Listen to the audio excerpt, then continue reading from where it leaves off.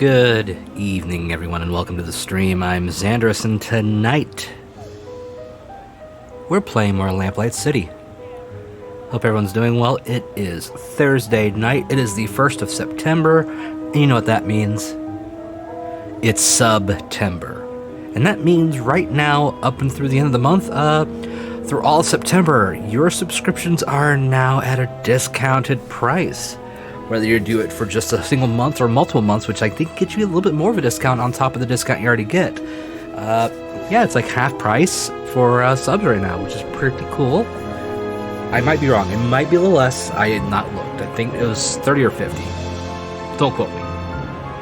It's still cheaper, but you know what? That helps everybody. You can sub to me. You save money.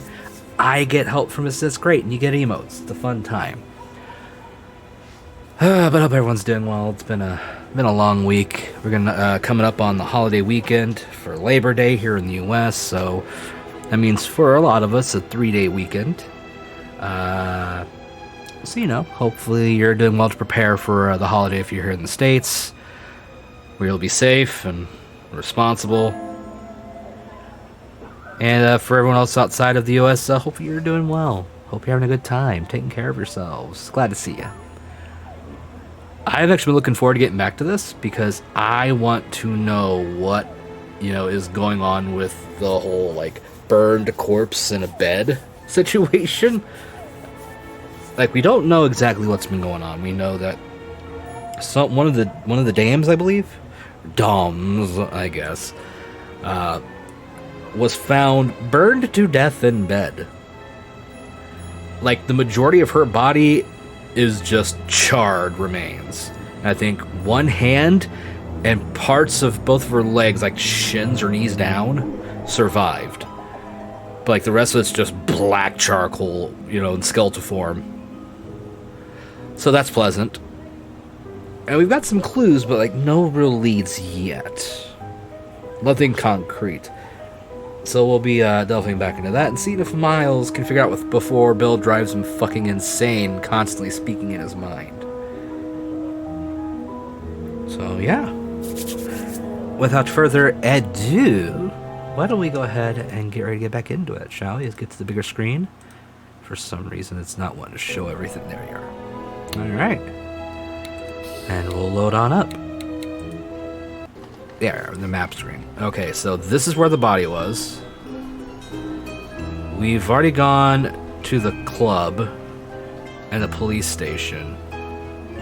We haven't gone to the magazine. And I don't think we've gone to Usher and Price yet, so why don't we hit Usher and Price? Good afternoon, sir. Welcome to the law offices of Usher and Price. May I help you? Yes, good afternoon.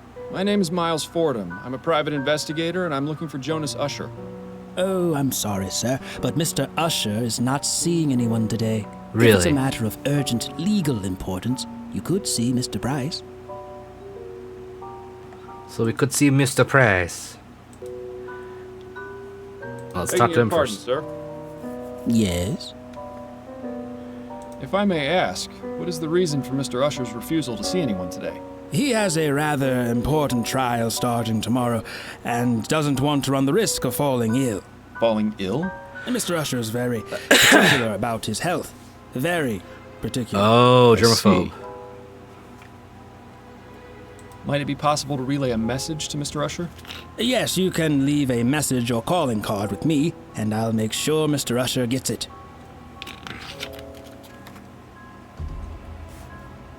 Perhaps Mr. Usher will see me when he sees this. Oh, what's that? A letter from Mr. Usher to his client, Desiree Lathan. What? That's private correspondence. How did you get that? It was evidence I found at a crime scene. And how is it relevant? The crime scene in question was Miss Lathan's own bedroom, where she was found burned to death. That's quite a claim, Mr. Fordham. I can assure you that Mr. Usher deals primarily with facts. Oh. Right now, the only fact this letter proves to me is that you somehow rummaged through Miss Lathan's possessions and acquired it. He does have a point. We'll need something a bit more persuasive. I actually don't have anything to show. Right. Please stop wasting my time then. I'm very busy. I appreciate your time. Enjoy the rest of your day, sir. Something more persuasive. Don't have anything to carry anything in, so... Can't see Usher. The plaque says it's a portrait of Thomas Usher. Looks like a real go-getter. Okay. Let's go out for the moment.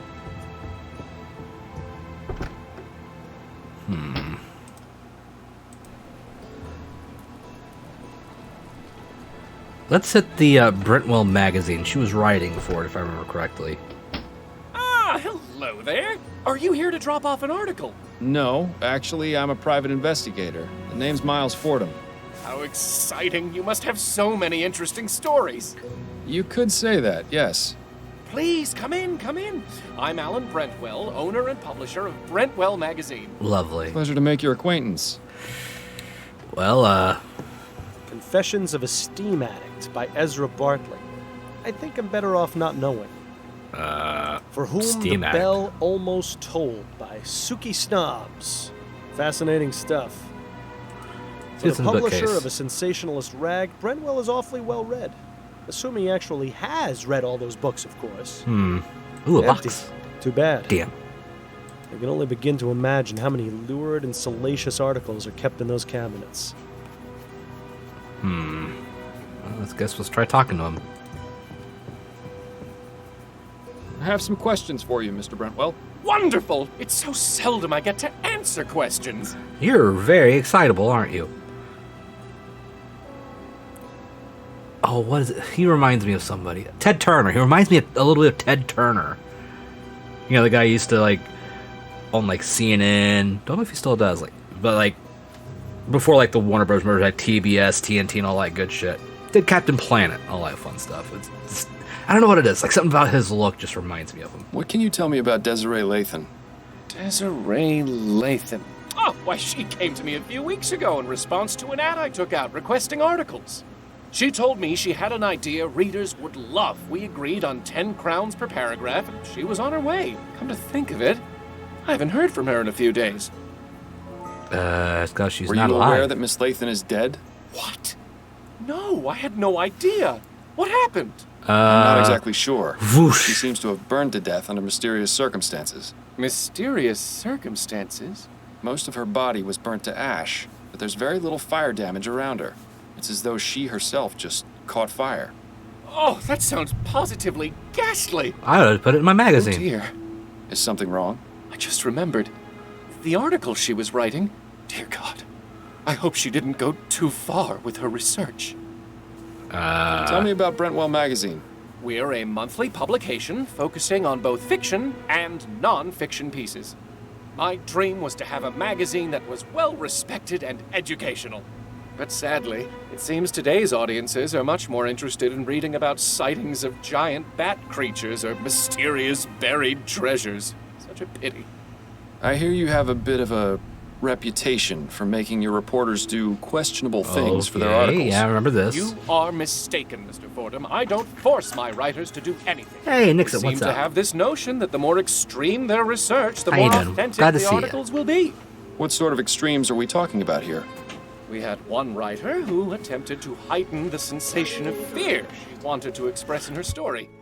Damn near decapitated herself by sticking her head through an opening at the clock tower at St. Denis hi. Cathedral. Ugh. Thankfully, she made it out alive. Would have been quite the predicament if she hadn't. How's the project Especially going? considering that was our most popular article last year. Oh, people have such odd taste. You know, that still hasn't changed today. Odd tastes. What made you decide to start this business? I always wanted to be a journalist. I never had much luck with any of the local papers, though. So I decided to start my own. I admit I haven't it's had not a chance to exactly work what on I it today. wanted, but Very busy. I like to think Brentwell Magazine it's one of those has days, found huh? its own Well, hope unique you're, voice. you know, slightly Voice? starting to be able to More get like a little gurgling slower Scream. and chill more today. What exactly was Desiree's article about? I'm not entirely sure. She merely came to me with the proposal. She didn't tell you what that idea was? She did, but I wasn't sure what to make of it. Please, Mr. Brentwell, stop stalling and tell me what she was Spontaneous writing human about. combustion. It was about Yeah. spontaneous human combustion. What do you know about spontaneous human combustion? That's the thing, I don't know very much at all. It sounded interesting enough, that's why I accepted Miss Lathan's proposal to write the article about it.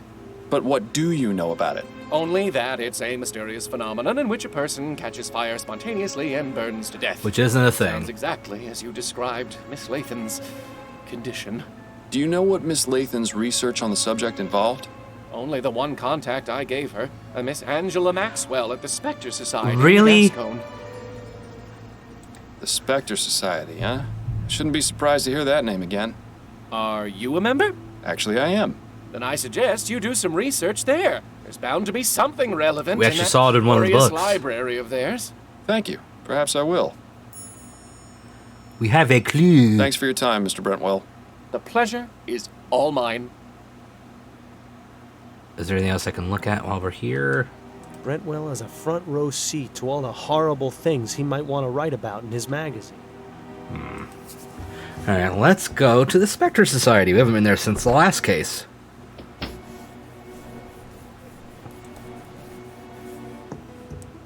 Welcome back, Mr. Fordham. Let's have a chittin' Could I ask you about some things, Miss Maxwell? Certainly, darling. Are you familiar with a woman named Desiree Lathan? Yes, she came to see me just last week. She told me she was doing research for an article she was writing for Brentwell magazine. What sort of research? She asked me a few questions and looked at my books. That was all. She wasn't here for very long. And what was she researching? Something about spontaneous human combustion, I believe. Did you know that Desiree Lathan is dead? What? My God, no. I didn't. What happened to her? She was found burned to death in her bed. Things got a little hot under the collar. Awful. Do you have any idea how this may have happened? There are a number of possibilities, but if she was in the middle of researching spontaneous human combustion, and then to have this happen, it can't be a coincidence. This game Are you likes you to suggesting setting she people on herself was fire. a victim of spontaneous combustion? One need only compare the circumstances of her Only death one with person's the been on facts, fire. darling. And it's this She case. can't be serious, can she? Because the first case was more towards like abuse, attempted suffocation, actual suffocation, starvation. Yeah, so that one didn't have anyone setting on fire. And then the last case was a kidnapping. And that didn't have anyone set on fire, so I was thinking, this is the only one that's had fire so far. Seems more feasible than spontaneous combustion. Iron bedtime combustion is usually caused by smoking in bed. See, that's the thing. We don't know what's going on here. The fire was mostly contained to just like where she was in bed. It didn't go out far. Part of her, like I think her right hand and part of both of her legs remained, and there was something on the underside of the bed that looked like had been on fire too. That's all we know. What can you tell me about spontaneous human combustion? I'm not overly familiar with the subject, but I do have a book about it on the shelf back there. You are welcome to look at it if it will help. I may, but I'd like to know what your understanding of it is. Well, I believe it is when the human body inexplicably catches fire and burns. It usually occurs among elderly women who drink to excess, and very little fire damage is caused around the body. That's really all I know, darling. It's not a very agreeable subject for study now, is it? Thank you for the information. It was very enlightening. It was my pleasure, darling. Now let's go back over to the book. Nope, that's not it.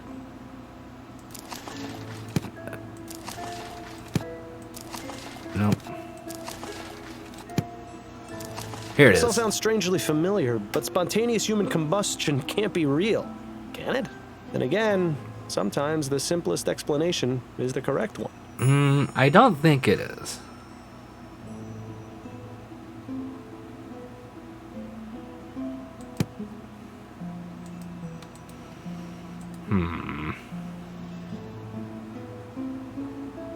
I need to find... Let's check the guest book. There's quite a few members in this group. Oh, I don't need to check it then. All right. I'll be going now. May the spirits guide you to that which you seek. I mean, we do have a spirit following us, technically. Let's go back to the house. Have you tried tasting the corpse? That's how Honey, well I'm done home. it is. You know, I've always wanted to say that. Hello, Miles. We need to get a container. And how you doing, Marie? Addie, What is it, Miles? I hope you had a good day today. what have you been up to lately? Nothing particularly exciting. My usual clients have been scheduling appointments, and I've been trying to get some new ones as well. In my free time, I've been catching up on my reading. Anything good? Yes, the conclusion to the dissembling mechanism was just published in Brentwell magazine last week.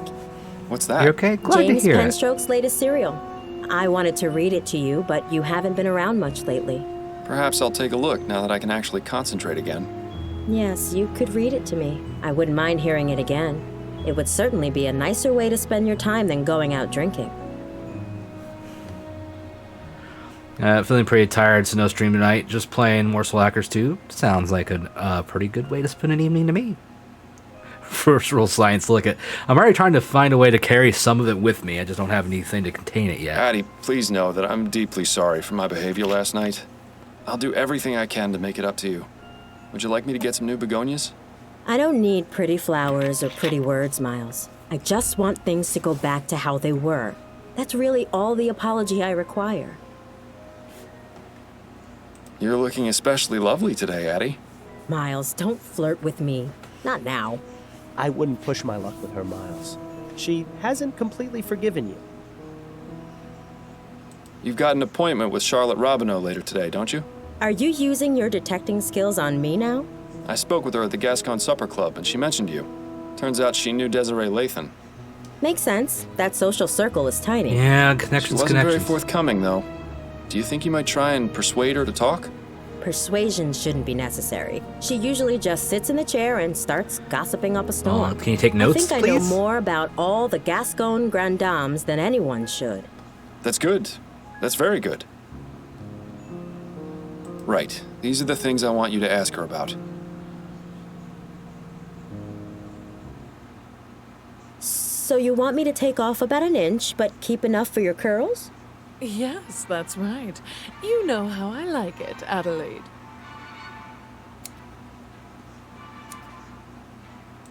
How was the Grand Dame's ball? Was your hairdo a hit? Oh, it was. I want to be All careful about the those one where other Miles old puts his biddies foot in were his mouth. practically Like, fainting with jealousy. Truth be told, though, the evening was rather dull. Just the regular crowd of wags and gossips.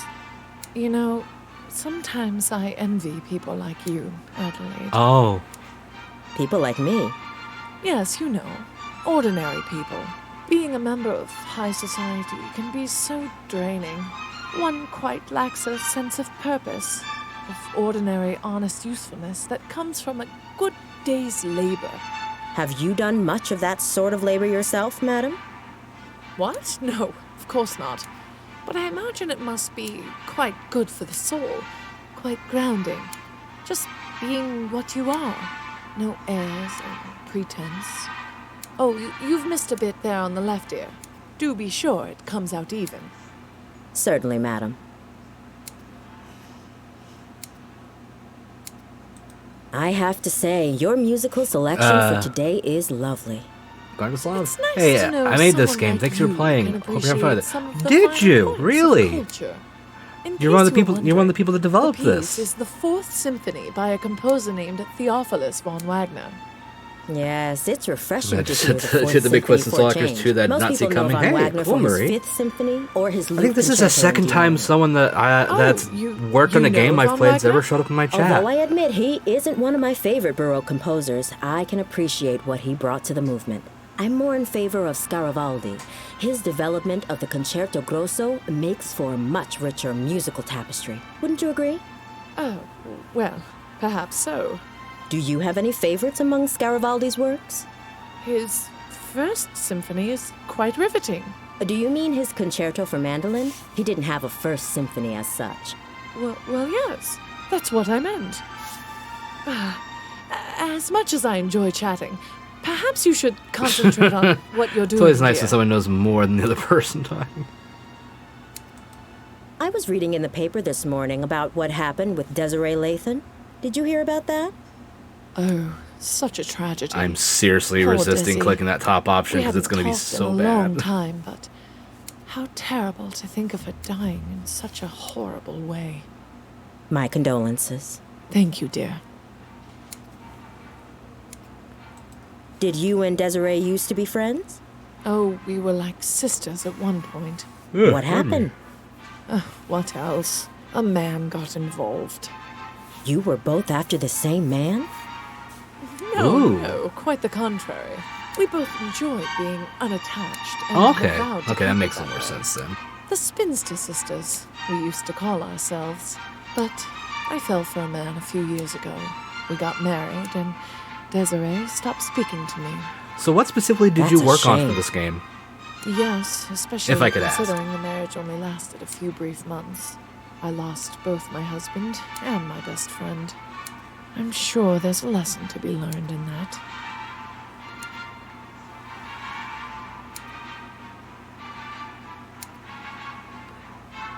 You did everything except the music? Quite chilly out today, isn't it? Yes, a good day for spending indoors. Interesting. So what was your Probably means favorite we'll be part of getting an earlier working winter. on this? It's a good thing I bought a new set of coats then.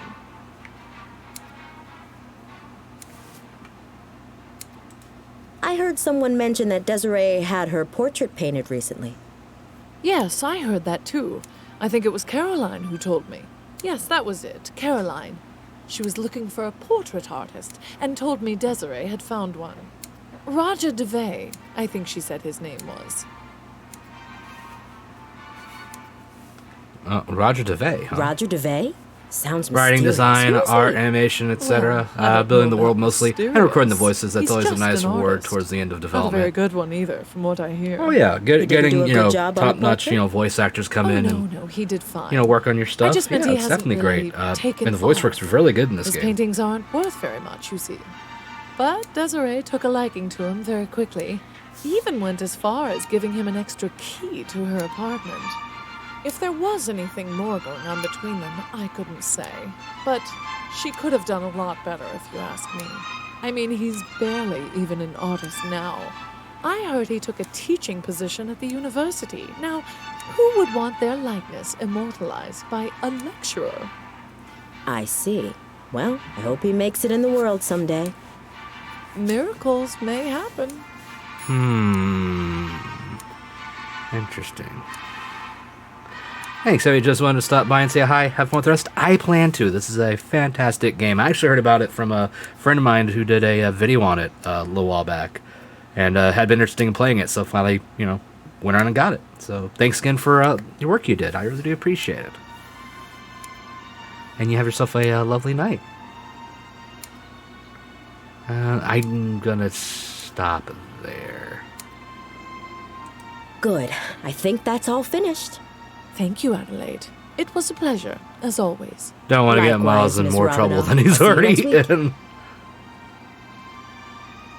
And she didn't tip very well either. I'm sorry, dear. She sounds positively dreadful. No more than the other Gascon Grand Dames. I just hope you managed to get something useful from that. We did. We very, very much did.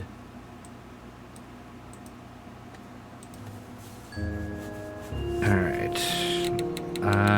Casebook, there it is. Not documents. Clues. Naturally, they may have been a victim of spice emotion, burnt clothes. Suspects. None. Right, yeah, Roger DeVay.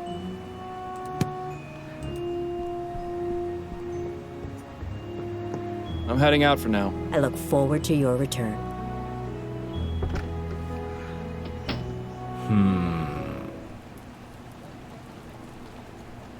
Aha! New location. That's an ass. There you go, everyone. Take it in. Just Well, so much for modesty. Ooh, is it warm in here or is it just me? Bill, I swear. Excuse me. Yes. Are you Roger DeVay? I am. Miles Fordham, private investigator. I have some questions for you if you aren't too busy. Will this take long? This isn't exactly the best time. It shouldn't, no. All right then, quickly. All right. Do you know Desiree Lathan? Desiree? Yes, of course I know her. What happened to her was just awful. Indeed. My condolences, Mr. DeVay. What can you tell me about her? She was a wonderful woman. Sharp, full of life, extremely witty. I only knew her for a short time, but I consider myself lucky to have had her as a friend. How did you two meet? We were introduced at a party and became fast friends. It's hard to believe Like, the she's twist really makes gone. so much sense now that I know about it. Like, I probably could have seen it coming if I thought about it a little more. Hey, I mean, sometimes that's just how they work. And you know what? I think that's the best kind of twist. Like, you don't see it coming necessarily, but when you think about it, it all clicks into place, and it's just like, oh. And I think that kind of aha moment when it clicks really makes a twist worth it than just like the out of nowhere twists. So sounds like top-notch writing, which I don't really not expect from Atlas games generally. I think they tend to do pretty good in the story stuff, so makes sense to me. Do you have any information regarding Desiree's death? No, none at all. It came as a total shock. I heard she was burned to death. Oh, is that true? It is. Yep. It's really just unthinkable. Do you know of anyone It'd be who an might have wished awful harm fucking way upon to her? go, too. No, everyone loved her. To think someone could be capable of doing that to her, it just makes me feel sick. You painted Desiree's portrait, is that right? Yes, I finished it just a few months ago. And that was one in Do the you room. often do commissioned work?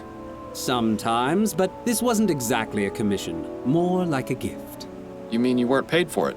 No, I didn't do it for money. It was an honor just to paint her. I see.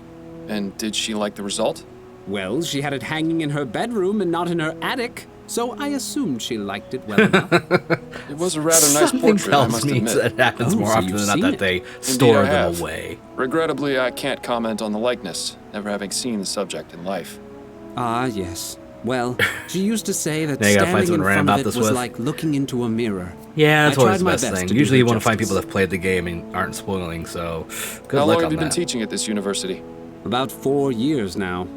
And do you also earn money with your painting? Not of late. I haven't sold a painting in some time. But my salary from the university is enough for the time being. Perhaps someday I'll be able to devote the proper focus to my painting. I'll let you get back to your class. Right. Let's take a look around real quick. We already looked at the model. These aren't half bad. Nice to know the students aren't completely wasting their time here. Where dreams go to die. I'm guessing it's locked, but it probably only contains more art supplies we don't care about. All the tools an artist would ever need. Brushes, pieces of canvas, paints. I feel as though this could be relevant, but I can't really see how. All the tools an artist would ever need. I feel as though this could be... Nothing here I can click on beyond that. We'll have to come back.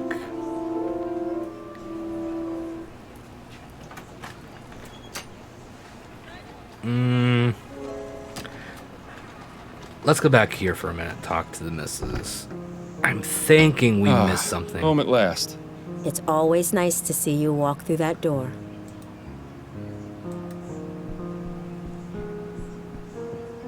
Addie? What is it, Miles? Was Desiree Lathan a client of yours by Yeah, any this chance? is what I needed. No, but plenty of the other grand dames used to gossip about her. What sort of things would they say? Usually they'd comment about how much she'd had to drink the night before. I got the impression she was quite the tippler. I hope you're not planning on following her example. That would require me to burn to death in our bed. Then I stand by my previous statement. Yeah, let's let you get- not step on the feet there. That's not. We don't get in trouble. We don't need more trouble with Abby. Time for me to get some things done. Goodbye, dear. Abby would be very Love you. mad at us, and Love we you do too. not want that. I think she would kick our ass. Let's go to the police station real quick. Got a moment, Upton? Yes, but let's make this quick. That's it. Better get. Nope, not here. What am I missing? I need something. That's the magazine. That's the supper. Police station. Let's go back here for a minute. You have to hand it to her. Miss Lathan certainly had a unique taste in fashion. I bet you could see her coming a mile away.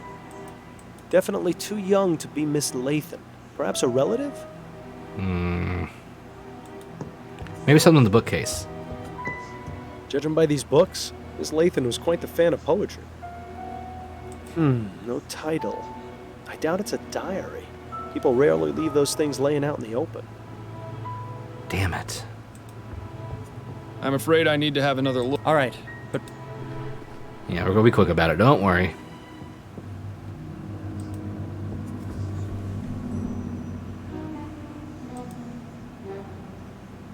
Miles, do you really want to go carrying around those stinking ash? Good point. I don't think Desiree will be able to give us a hand with this investigation. Bill? What? I thought it was funny. What am I missing? As much as I like this painting, this isn't the time for art appreciation. We already checked the trash. We checked the typewriter. We already looked at the portrait. It's a nice portrait of Miss Lathan. Too bad the area where the artist's signature should be has been... But the date is still legible. We already know who did it. The ash pile. Just a pile of ash.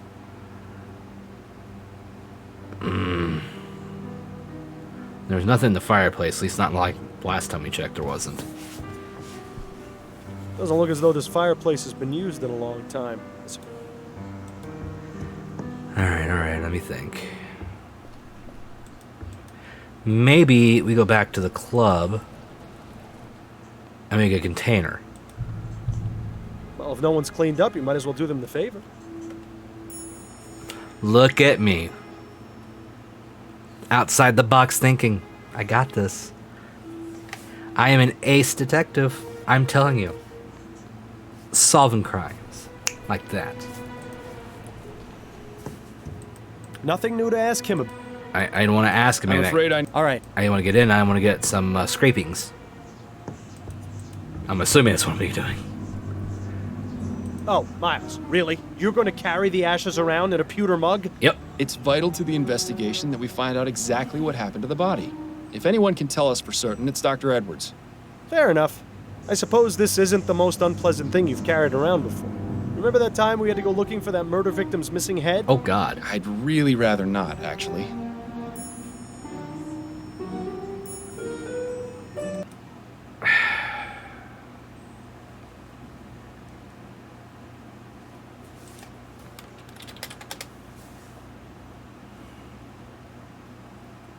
Come on.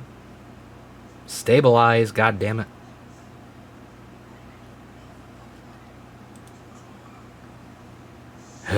Sorry about that. Just give it a quick refresh and you'll be caught back up where I'm at. Alright, so we have scrapings.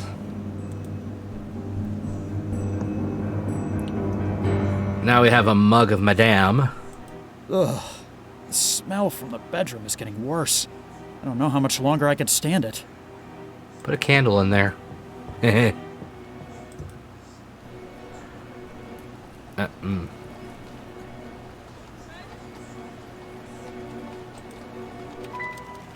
Let's see if we can talk to the doctor. Dear Lord, what is that smell? Did you step in something out there, Fordham? Private investigation is a dirty job, Upton. You know that. Got a moment, Upton? Yes, but let's make this quick. You know, Would mortuary it be possible access. for me to access the mortuary? The mortuary? What for? Our smelly I'd little like to friend. consult with Dr. Edwards. All right, but be careful. Make sure you don't let Snelling see you back there. I'm sure he'll smell him coming. That's it for now. Better get back to it then.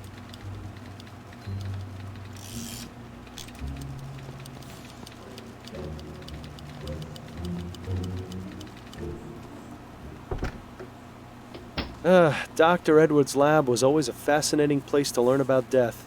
A bit less so now that I'm quite the expert. Oh, did I miss cleaning up some bit of that last corpse? Oh, Fordham, what brings you down here? The corpse. Hello, Edwards. I was wondering if I could pick your brain. Yes, of course. There's one in a jar over there, and I may have another one around here somewhere. That coroner humor never gets old, does it? Anyway, let me know what you want to discuss. At least it's This not dead on fellow's not arrival. going anywhere. It's important to keep your hands clean when dealing with dead bodies. After all, you never know where they've been. Until after the post-mortem exam, anyway. Ooh, I typewriter? wonder if Edwards ever got around to fixing this typewriter. The letter E being out of alignment always made his reports a nightmare to read. Assorted lab equipment for setting things on fire or causing explosions. You know, the perfect way to pass the time. The brain is truly a fascinating organ. If only more people used it. A fine example of well-developed deltoids, latissimus dorsi, and gluteus maximi. It looks rather fresh. Okay. There's a plaque at the base of the jar that says H. Putnam. Well, at least he died with a smile on his face. Sort of.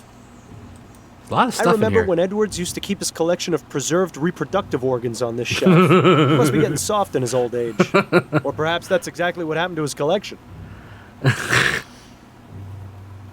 I just imagine on this shelf there was just a random dick in a jar fermenting. This provides the room with just the right amount of heat. Unlike the incinerators in the crematorium. Talk about overkill. Edwards keeps assorted bottles and specimens in there. Nothing too remarkable that I can see. Alright, let's talk to him now. Pardon me, Edwards. Yes? I've got these human ashes from a crime scene. Straight to the point. I knew I liked you for a reason, Fordham. Someone's Who gotta. do they belong to? Desiree Lathan. She was a Gascon Grand Dame. Oh, of course. I heard about that case. She was found burned in her home, wasn't she? She was. That's right. I meant to go over there later today. Well, then I suppose I've saved you the journey. Would you have a look at these? Does this mean you're officially on the case? Not as such. In fact, I'd appreciate it if you didn't mention I'd been here. Ah, clandestine operation. Sneaking around under Snelling's nose. I don't have much of a choice. I'm pretty much persona non grata around here these days. Well, you're always welcome in my mortuary. Preferably while still breathing, of course. Anyway, I'll just take those ashes off your hands. I'm sure your social life will soon... Yes, I was making quite the impression. I wonder if I This walked is around an those ashes, interesting choice of container. if people would It actually was react either every that or time. carry them around in my bare hands. Well, I'm a bit busy right now, but I should have something for you within the next couple of hours. But you do realize the information won't be exclusive to you. I'll have to pass it on to the detectives on the case. Naturally. That just gives me more of an incentive to work quickly. Indeed, indeed. I found this piece of burned cloth at the crime scene. Could you take a look at it for me? This is from the Lathan case? It is. It is, yes. What do you need me to look at exactly? It appears to have some oily residue on it. Interesting. I'm afraid I have my hands full right now, but you can feel free to use my work. Ooh, we gotta do something. To do what exactly? Surely they taught you something about basic chemical analysis when you worked here. Yes, well, I always let Bill handle the more technical aspects of our cases. A real pity I'm not around to help you anymore, isn't it? But I'll have a look and see if something comes back to me. Well, I'm sure we can channel some of Bill's ingenuity, can't we? Keeping busy down here, Edwards? Oh, you know me. I've always got my hands in someone. Edwards always did have a way with words. This postmortem was just a formality, really. The victim died of a gunshot wound to the head. Last week, though, we had a real kicker. An old man was brought in, and though he appeared quite dead, I was told that he'd been in a trance for over half a year. Really? Apparently, he was hypnotized right at the point of death, and somehow managed to remain alive, in effect. What? In any case, when I began performing the exam, his entire body decayed into a putrefied mess within minutes. It was fascinating. Huh? Should you really be giving me these details, Edwards? Oh, hell, I don't mind telling you, Miles. It's not like you're going to go tell Snelling. Besides, you're the only one who's come to see me all week. Dead people make lousy conversationalists. Hey, I take offense to that They're statement. great listeners. So, Snelling got promoted to chief, did he? Yes, not too long after you left. Personally, I think he took advantage of your situation to change things around here. Was it really that much of a shock? Bill and I weren't exactly the most well-liked detectives on the force. But you were respected. You two solved over 350 cases in 15 years. You were an institution. Damn, that's pretty Damn right impressive. we were. It's so easy for people to resent their more successful peers. Ah, Edwards. Nice to know someone missed us. You didn't examine Bill after he died, did you? Ha! He wishes. No, there was nothing inconclusive about his death. He died from impact after falling from the roof of a building. Why? Was there something else I should have looked into? No, I was just curious. As fond as I am of Edwards, it would have been a bit much for him to go poking around my insides. Thanks. That's all I needed to know for the moment. Anytime, Fordham. Okay, here we go. We're gonna do some chemistry. For science! It's been ages since we got to do any type of chemical analysis. This will be grand! Dr. Edwards, could you remind me what it is I'm meant to be doing? Yes, of course. Go ahead and get as much of that oily residue from the cloth into the P.3 dish. Ew. Good. That was now the add some sound. of the chemical reagent in the red bottle to the dish.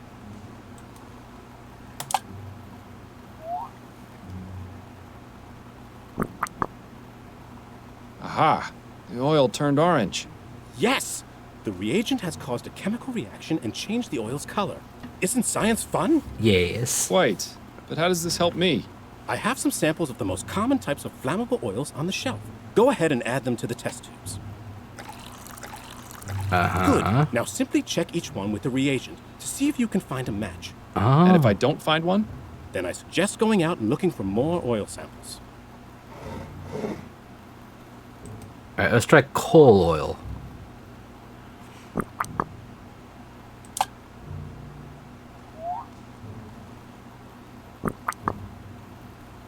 Too bad, I would have bet on it being coal oil. Kerosene. God, that sound in my ears weird. So much for kerosene being the culprit. And the other option is whale oil. It be the blubber that got her.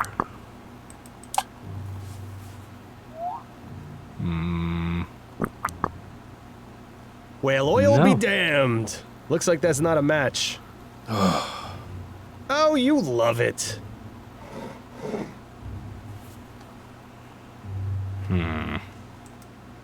Oop, I didn't mean to click off. Let's go find some other oils. We'll be bake.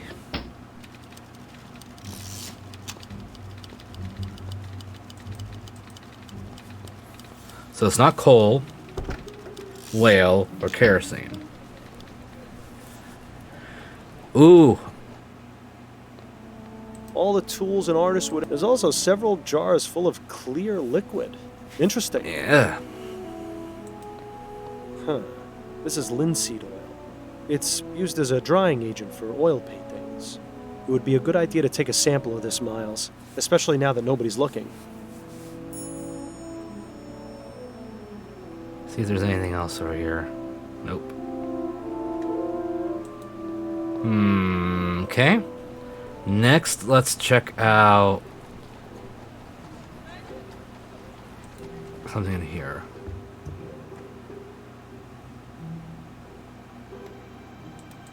All right. I'm just skipping the dialogue we don't need to keep hearing over and over again.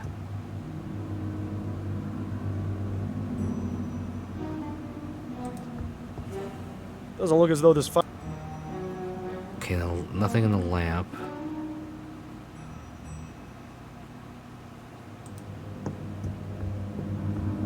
That's a nice... The area where the... But the date is still... Okay, so nothing from that.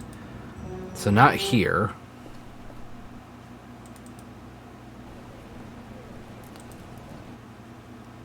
See if there's anything in here. Welcome back, Mr. Fordham. No. Nothing in here. I'll be going now.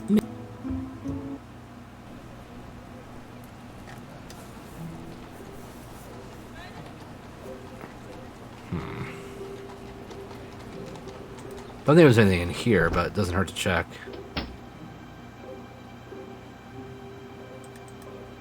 Alright. Let's go ahead and go mix this other oil.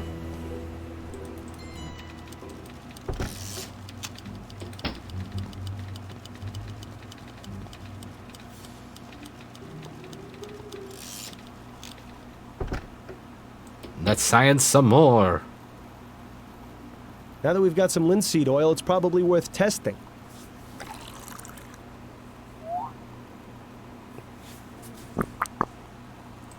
Is it going to turn orange?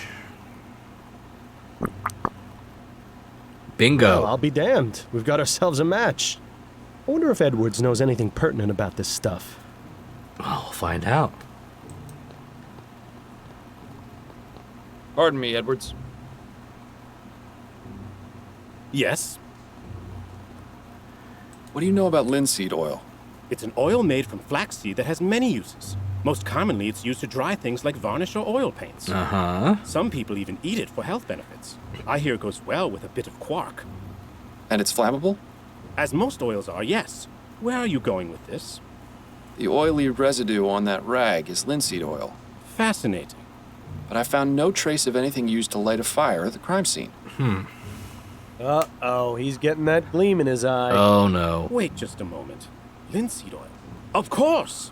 Anytime linseed oil is used, extreme caution must be taken to dry cure rags that may be soaked in it. That's because when linseed oil dries and oxidizes, it releases heat. A pile of rags soaked in linseed oil in a confined space runs the risk of spontaneously combusting. How long would this take exactly? A few days, at least. Interesting. It's a rather uncertain means of murder, but it's excellent for appearing accidental.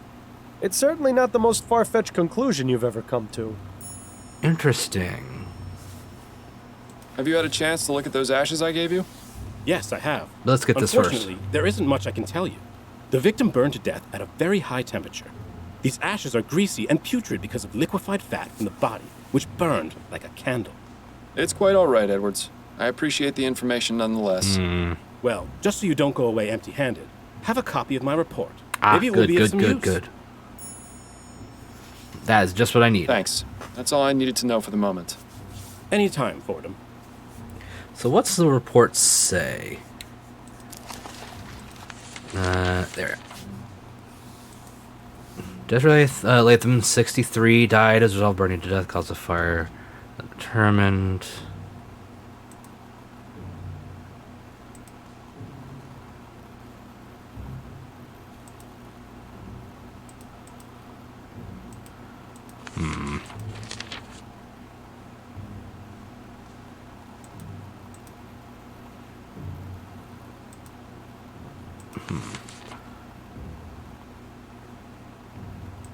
Oh, shit.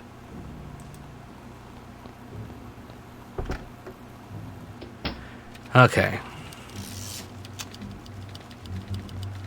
Upton? Got a moment, Upton? Yes, but let's make... Yep, let's make it quick. We got nothing to talk about. Never mind. That's it. See, really quick. So we got oily rags that could combust on their own.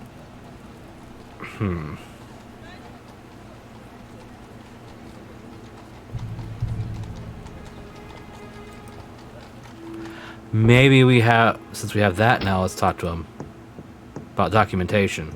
Begging your pardon. Yes?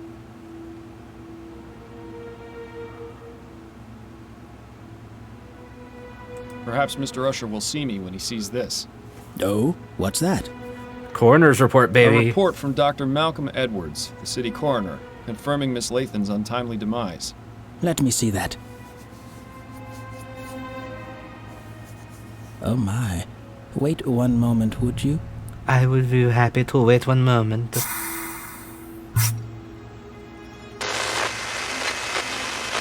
Martin, what is the meaning of this? The gentleman who brought that is a private investigator. He's waiting outside to see you. Send him in then. You heard him, Mr. Fordham. You may go inside and see Mr. Usher. Thank you kindly.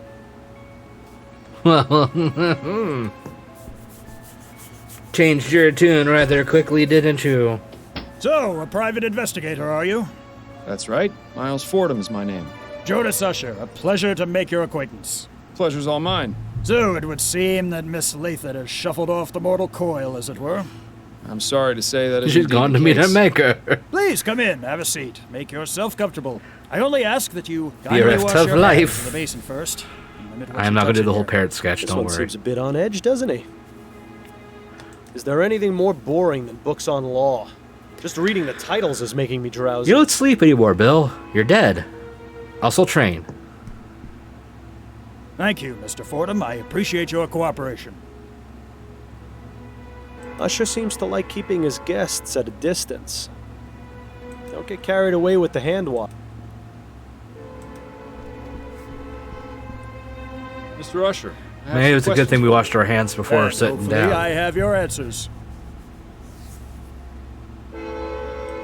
What can you tell me about Desiree Lathan? Pretty aggressive horn tonight. She was a lovely woman. I'm saddened to hear of her unfortunate passing. How long had you been her attorney? She retained me some 10 years ago, I believe. Jeez, really? That's quite a long time. Yes, I remember I had just gotten over a bout of melancholia and been able to work in nearly a month. I didn't think I'd make it out of that. But luckily, things took a turn for the better. Miss Lathan came to see me, and I've served as her attorney ever since. Oh, Would you there say you Miss go. Lathan is a wealthy woman? Indeed, I would. Her estate is worth a significant sum. Of course, you understand that this is confidential information, so I cannot tell you the exact amount. That's Yes, of course. Can you think of anyone who may have wanted to harm Miss Lathan? No, I can't. What makes you think that someone actually killed her? It seems the most plausible explanation. Miss Lathan was getting on in years. It's likely she may have developed a case of pneumonia. That's the most common killer of the elderly. Sir. I had it when I was younger. Sir. Most unpleasant. Pneumonia Coughing, doesn't turn spitting into up phlegm, flaming death. rattling in the lungs. Thankfully, I made a full recovery. But supposing that was the cause of death, how would it explain the fact that her body was completely burned? She was a smoker. Perhaps she was having a cigarette when she died and dropped it on the bed, causing it to catch fire. I found no cigarette butts at the crime scene. I'm merely offering my opinion, Mr. Fordham. You can take it or leave it. But we're leaving it. I think we should leave it. Bill's right with me, see? I found this letter in Miss Lathan's bedroom, which mentions that she recently changed her will. Could you tell me a bit more about the circumstances surrounding this change? That's not an uncommon occurrence. People change their wills all the time. Relatives and friends fall in and out of favor constantly. Had Miss Lathan made changes to her will previously? No, this was the first time. Really? What change did she make? Uh-oh, not gonna tell Just us. a change to her beneficiary. Nothing out of the ordinary. And when did this change occur? About 4 months ago, if I recall correctly. Yes, it was definitely in June, because I'd been in bed with a nasty stomach flu at the end of May. That was no fun, let me tell you. I think I lost nearly 6 pounds from the constant trips to the WC. Couldn't keep a thing down, and whatever did stay down soon came out the other end, if you get my meaning. I'd say his meaning is regrettably impossible to avoid. Who did Miss Lathan name as her new beneficiary? Mr. Fordham, please. You know I couldn't possibly tell you that. There is such a thing as attorney-client privilege.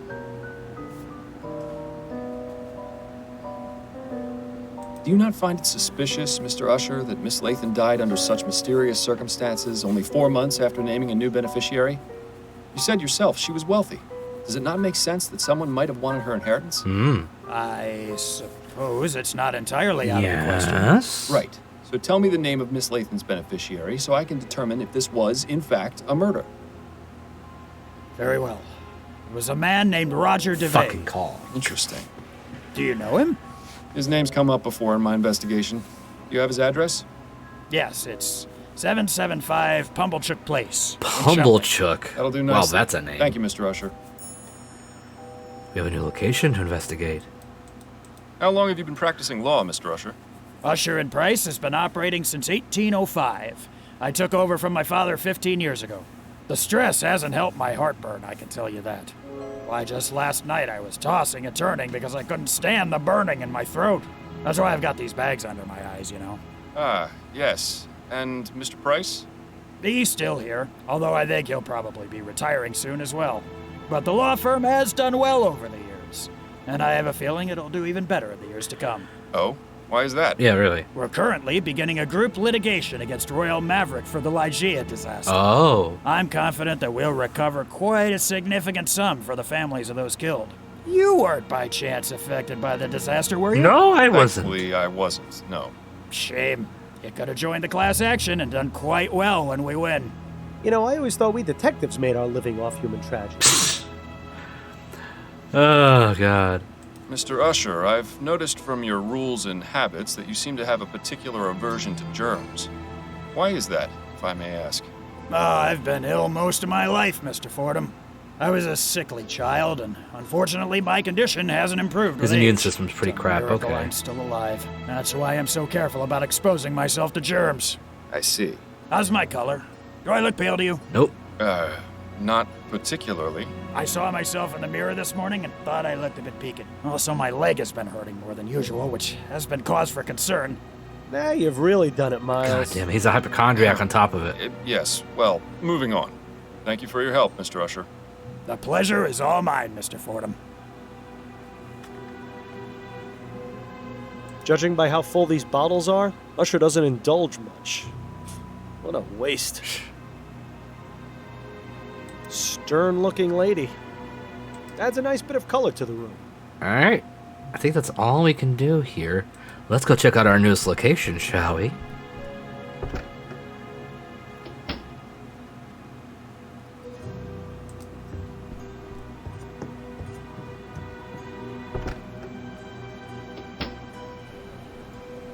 Haha! Did Usher give us the wrong address? This should be 775, but there's no building here. Oh. Excuse me. Yeah? Is this 775 Pumblechook Place?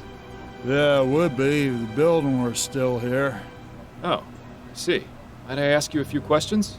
You can ask. I'm glad I can ask. Do you know Roger DeVay? Know him? Of course I know him. He lives here with me. Really? Does? Well, whenever he decides to come home, anyway. Rest of the time, I suspect he finds a way to sleep at his job.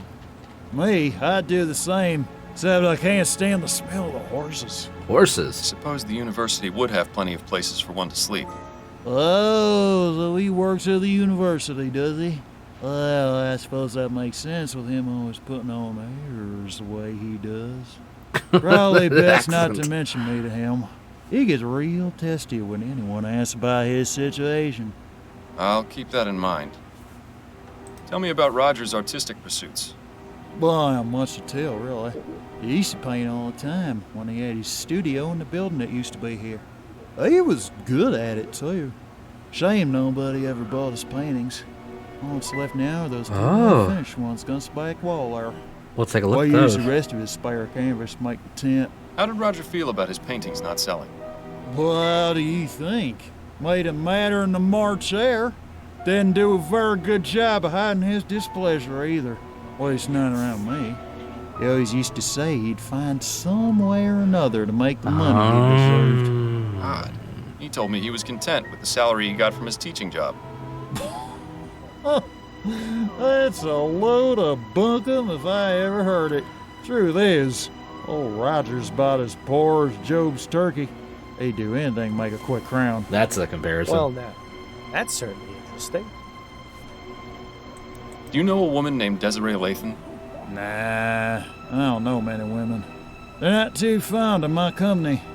Well, I don't understand why. I always try to be a perfect gentleman. Guess I just don't got the charm. I've asked Roger to give me a few pointers. He's a big hit with ladies. Is you know. Is that right? Oh, yeah.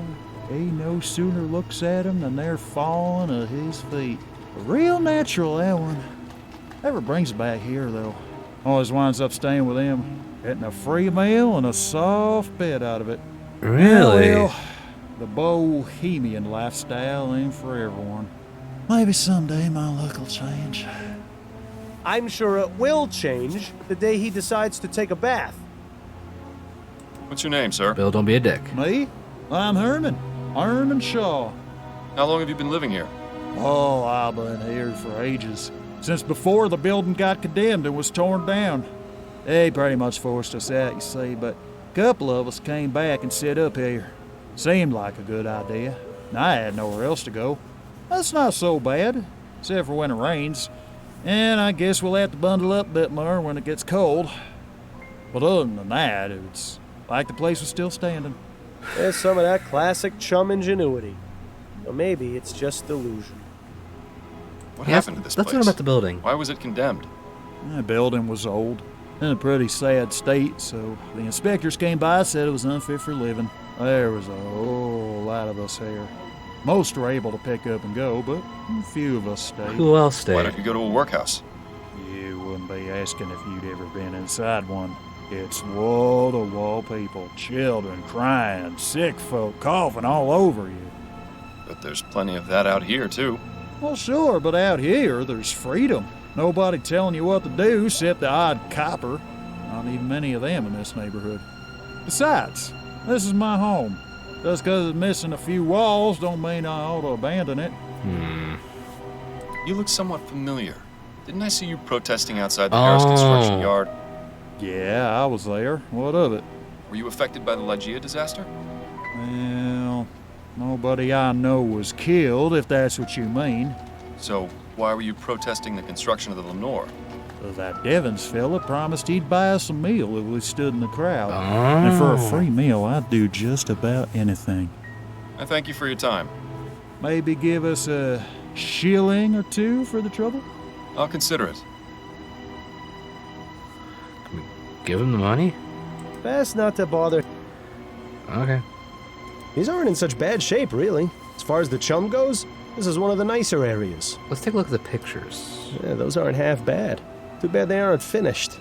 I wonder if they're going to be used to keep the fire going. By chum standards, that's practically a four-poster. I used to draw funny pictures of rich people on walls too when I was a kid. Never did a lick of good, but it would always make me feel better. Alright, I don't think there's much else here. Hey, that's just like the one we had when I was a boy. Good old Rusty. He served us well. Okay, so let's go to... Oh, we can't go back to the law office. I was going to go back there and say, hey, did you know that the guy hired people for protesting? Gotta keep that under wraps. Excuse me. Yes. Could I ask you a few more questions? All right, let's see how this goes Yes, down. I suppose so. Is it true that Miss Lathan recently changed her will to make you her beneficiary? Yes. You can imagine my surprise. My understanding is she left you quite a significant sum. I don't see how that's any of your business, but yes, she did. I'm very lucky. Oh, I see what you're getting at. You're thinking I killed her for her money. Is that it? I never said anything of the sort, Mr. DeBay. No, but I can see it in your eyes. Look, Desiree considered me the son she never had, and she was like my second mother. I would never, ever even think of doing something so horrid. Oh, I'm sure he wouldn't. I've met your roommate, Herman. I'm sure I have no idea what you're talking about, Mr. Fordham. I have no roommates. Should we press further? Just a little. Really? You don't live at 775 Pumblechook Place, in a rather cozy hovel? How dare you, sir? I've done nothing to deserve such insults. I would appreciate it if you took your leave of me now. Herman wasn't kidding about this one being proud. Well, it's fitting that Mr. DeVay is an artist, because I think he's painted us a pretty clear picture of what happened to Ms. Lathan. I don't know. I'm guessing it's locked, but it probably only contains more art supplies. Something seems wrong. We're missing something.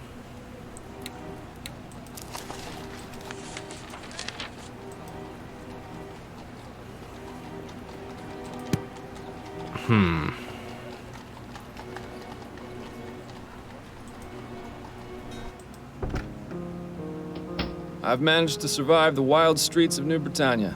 Hello, Miles. Is there anything new here? Let's knock the compliment. Addie? What is it, Miles? No. I'll let... What's missing? Who's Peter? Enjoy your reading. I'll be back. It'll be...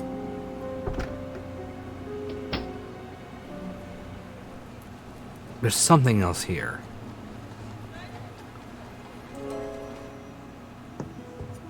Welcome back, Mr. Fordham. There's quite... Okay. I don't think there's anything... That's probably the storage case for the spirit board. I'll be going now. It May the still doesn't spirits seem like guide it's you right. to that which you seek. Something still seems wrong.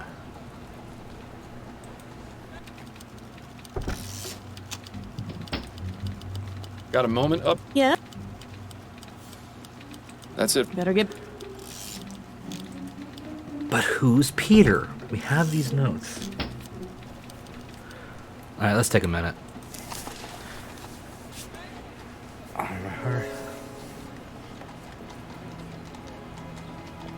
Peter.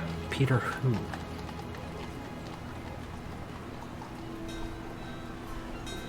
Peter Andrews. Who is Peter Andrews?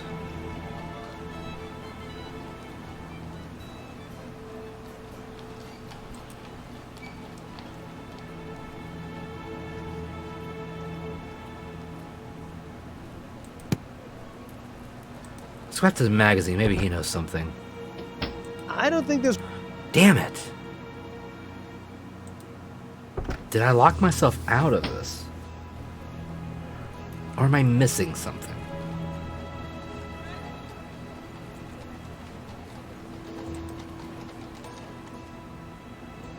These aren't in such...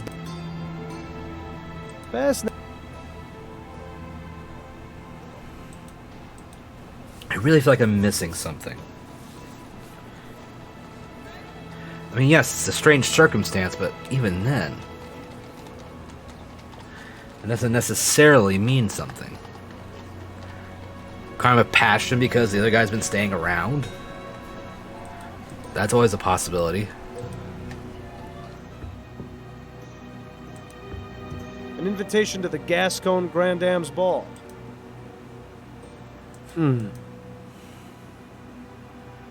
Look around and just make sure I'm not forgetting anything or missing something. Nothing new to... I'm afraid I need... Alright, maybe there's something I missed in here. Because I don't feel right just accusing him. Something seems like I'm missing something, you know? Nothing else of interest. Just a pile of ashes. They can't tell us much more. I don't think there's much else we can... There's a tattoo on her ankle. It says, "Dancing Through Life." Hate to break it. Is there anything I missed? Alas, poor Desiree, a woman of infinite riches, of tastes most fancy. Come to think of it, that question might be worth answering.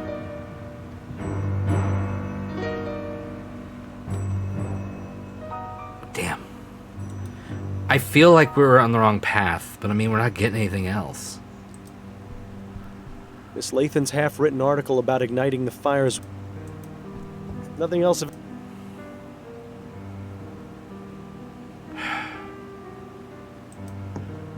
I think we've come to the wrong conclusion.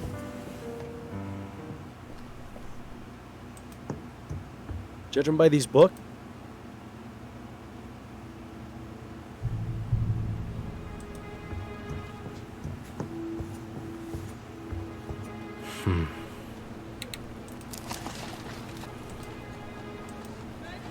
Peter Andrews. You know what? Let's go talk to the coroner. Maybe he's got something. Not a stitch of clothing on him. As if having your torso ripped open and poked around inside weren't bad enough. There truly is no dignity in death. I don't think... I feel sorry for the poor slob who has to clean that out. Seems to be empty for now. That's most definitely a good thing.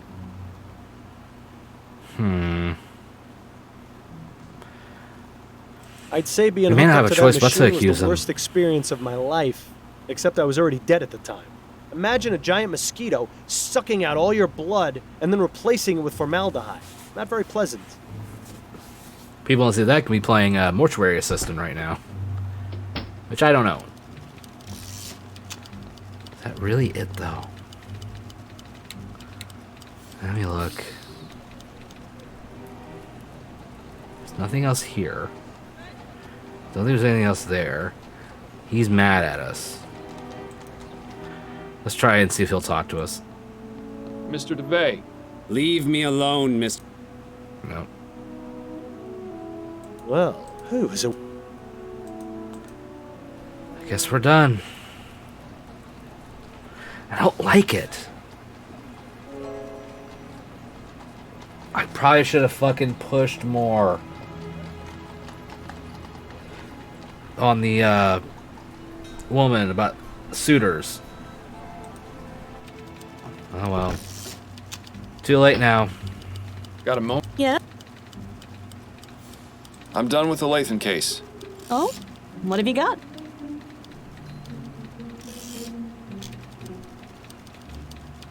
She was murdered by Roger DeVay, a professor of art at the university, in order to claim her inheritance. DeVay befriended Miss Lathan and even painted her portrait, but his failure to establish a name for himself and earn a living from his art was driving him mad. Miss Lathan cared for him as a son, and recently changed her will, naming Roger as her sole beneficiary. Roger knew of this, and decided killing Miss Lathan was the best way to solve his financial troubles. And how did he manage to do so? Desiree had given him a key to her apartment. While she was out at the Grand Dame's ball, he entered and left a pile of rags soaked in linseed oil under her bed. She arrived home drunk and passed out, unaware that the rags were growing hotter by the minute. Eventually, the oil burst into flames, burning a rag pile as well as poor Miss Lathan. How awful. Well, I'll certainly pass along the information. What an astounding series of events. Although I'm sorry you won't be able to gloat to Snelling that you solved the case before his detectives did. I can find other means of amusement, I think. Good work, Fordham. As usual, I'll send anything else your way as soon I as I don't get know it. if that's right. Roger DeVay, Yes, what is it? you're under arrest for the murder of Desiree Lathan. Oh, I see. Come with me. We need to ask you some questions at the station. And you up there, make yourself decent, would you?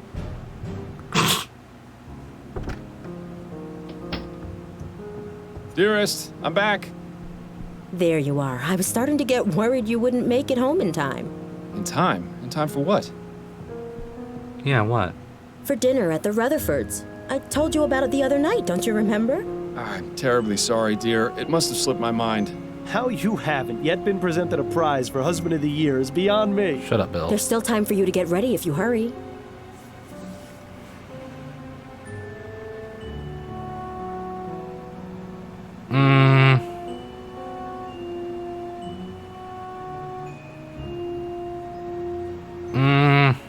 Why don't we spend a nice quiet evening in together? I'd much prefer that. We've had a quiet evening in every night for the past 3 weeks. I need to get out of the house. Then go ahead without me. Please give Anne and Joseph my regrets. So you're just going to sit here at home by yourself? I'll probably just catch up on my reading or try and get some sleep. Maybe I'll get around to reading that story in Brentwell's. All right, suit yourself. I shouldn't be home too late, but don't wait up. Have a wonderful time, my love. Ooh, not even a goodbye kiss. Shame. Ah, alone at last. If only I were. Careful what you wish for, Miles. You just might get it. Seeing as I won't, I think another trip to the Angels in order. Oh, you're gonna break your word in addition to lying? That's bold. Nonsense. I'll be home in no time. It'll just be a quick drink to calm my nerves and get you out of my hair. I think I need a machete for that fool. Very funny. Oh boy. So, that last case was really something. Classic example of murder for money. Such a shame. Perhaps with Roger in jail, Miss Lathan's riches will go to a more worthy cause, like feeding the poor. You're not listening to me, are you? Oh, right, you've had 2 drinks already. Fine, I'll just see myself out. Copper for your thoughts, Miles? Oh, I was just thinking about a story I read tonight in Brentwell magazine. It's called The Dissembling Mechanism. Are you familiar with it? Afraid not. Brentwell isn't really my type of magazine. It isn't mine either, but my wife suggested I read it, and it struck a bit of a chord. Go on then. What's it about?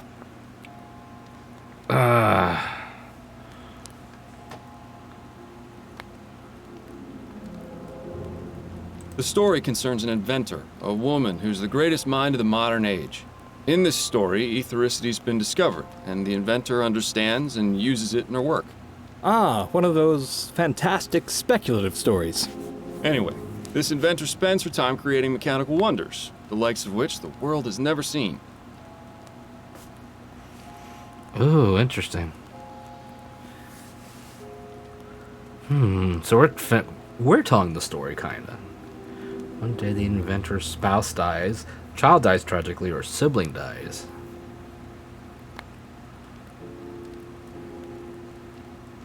I think sibling. The inventor has a brother, whom she loves dearly. One day, he meets a tragic end in a carriage accident. The inventor is devastated. All too common in these types of stories. Yes, well, as I mentioned before, the inventor is the greatest mind of the modern age. She spends weeks researching a way to bring him back. She toils for hours, forgetting to eat, neglecting her duties, forgetting her friends. Finally, she finds a way to repair his broken body with mechanical implants. It's like Frankenstein. Once that's done, she harnesses the power of ethericity and revives him from death. Why would she go and do something like that?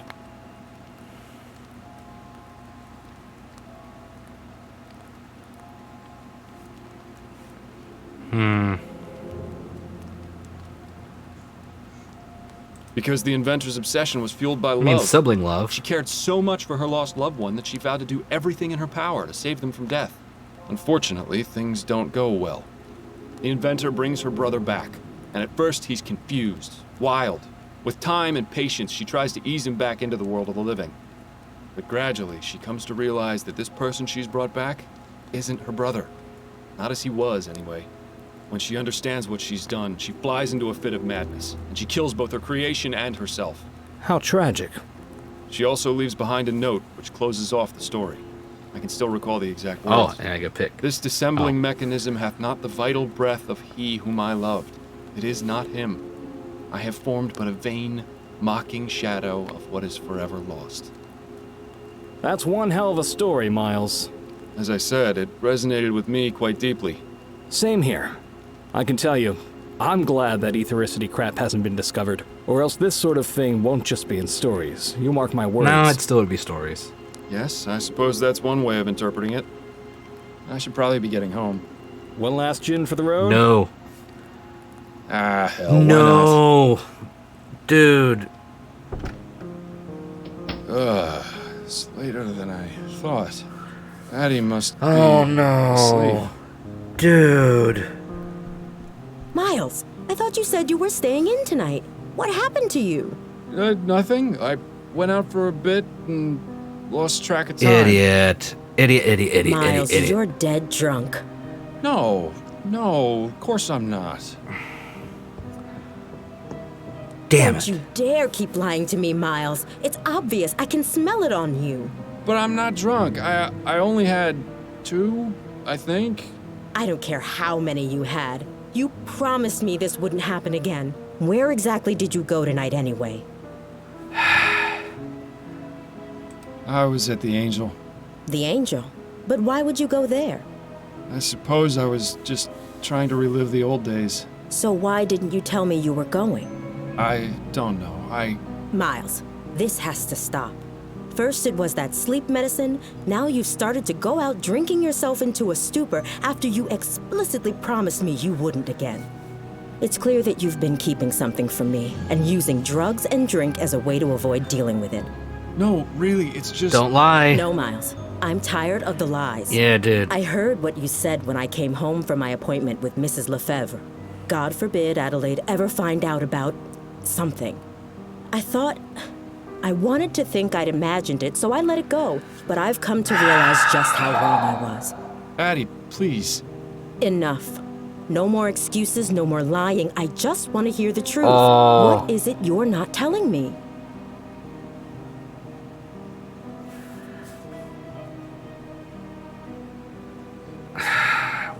Damn it.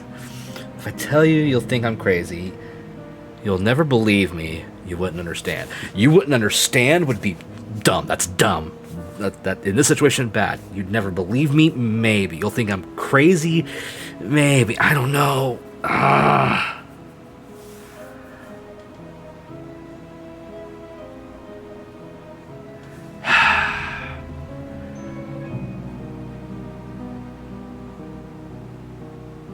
I want to say believe me, because it's like I don't want to jump right to like, you think I'm crazy?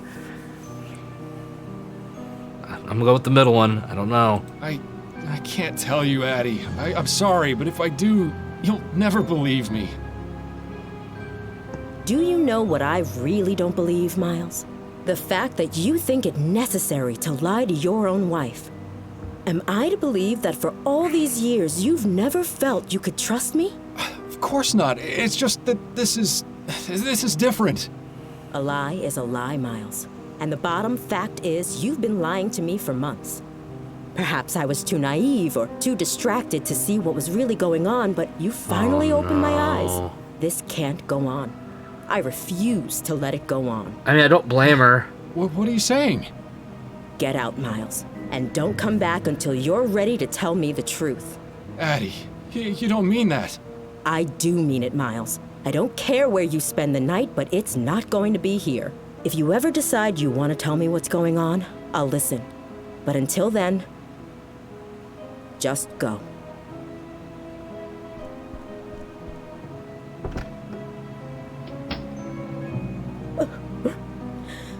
Oh.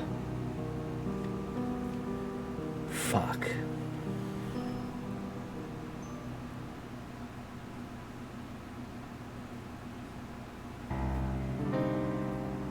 Take me away from all my troubles.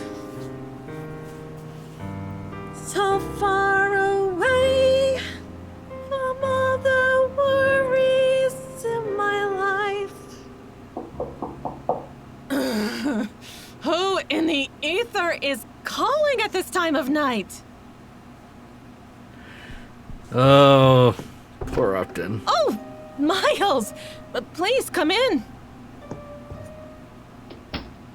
It's so nice to see you outside of work. Oh, I get a hug and a kiss? Is that how it works now? You put up your rough and tough attitude, but I know deep down you're really a kitten. Upton, are you drunk? No, of course not. I admit I like to have a glass of wine or 6 to unwind after work, but I can hold my own. Well, I'm glad you're not, because I am. Wait, what's going on? Is everything all right? No, I'm afraid I've made a mess of things at home. Addie threw me out. Oh, Miles. I'm terribly sorry to hear that. Not as sorry as I am, believe me. What happened? It's really not worth getting into. Let's just say I need to figure some things out about my life. Don't we all? Constance, I hate to impose, but... Of course you can stay here, Miles. As long as you need to. Thank you. We could all use a I Constance in won't our need much life. space. That chair in the corner should do nicely. Are you sure? You won't be uncomfortable? I've slept in worse places, believe me. All right. Well, I should probably be getting to bed. Early morning tomorrow and all that. Of course. Have a good night, Upton. And thank you again for letting me stay. Not a problem. Good night.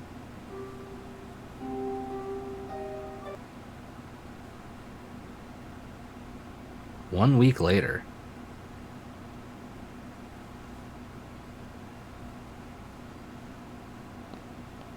Election night. The perfect opportunity to switch out one rich swindler for another. Don't know why you're wasting your time. It's not as though the Prime Minister actually does anything. It's oddly quiet in here. Maybe my mustache drawing campaign had an effect after all. Good evening, sir. Are you registered to vote? Yes, I am. Here's my registration card. Very good, Mr. Fordham. You've come at an excellent time. Oh, have we? Go ahead and step inside a booth. Take as long as you need. Thank you, young man.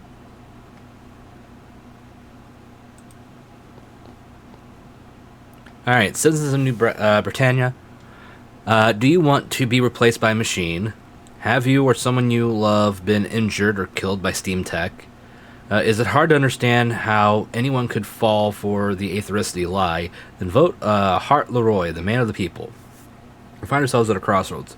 Politicians and con artists are trying to play you for a fool. The true future of Vespuccia lies in the sweat of its workers. Don't fall for the lies and flights of fancy. Steam tech is not the solution. Hart Leroy will ensure that jobs are kept and strive to create even more of them. Keep your head out of the clouds and your feet on the ground. Vote Leroy. Re-elect Herbert Atwood. Citizen of New Britannia know, a vote for Atwood is a vote for progress. The truth of the matter is that steam technology is a necessity in our modern lives. Prime Minister Atwood vows to fund aetheric research and build a better, prosperous future for Vespuccia and its people. Don't be fooled by the lies and confusion of the ignorant masses. Bring Vespuccia into the future. Like, this is an automation thing, and I'm not against automation. Frankly, if people had to work less and actually still get paid, that'd be great. But I don't think that's the case here. As people are not getting, like, replacement funds. They're just being replaced. And that's not good. A list of fools who think their opinion will actually make a difference. I thought they were trying to encourage people to vote. With all these rules, it's a wonder anyone bothers. Yeah, at least you're already registered to vote. Having to go through that bureaucratic nightmare tonight would have just added insult to injury. Just checking all the different An stuff. ad for a brothel. At least they seem to know their audience. Excuse me. Yes, how may I help you?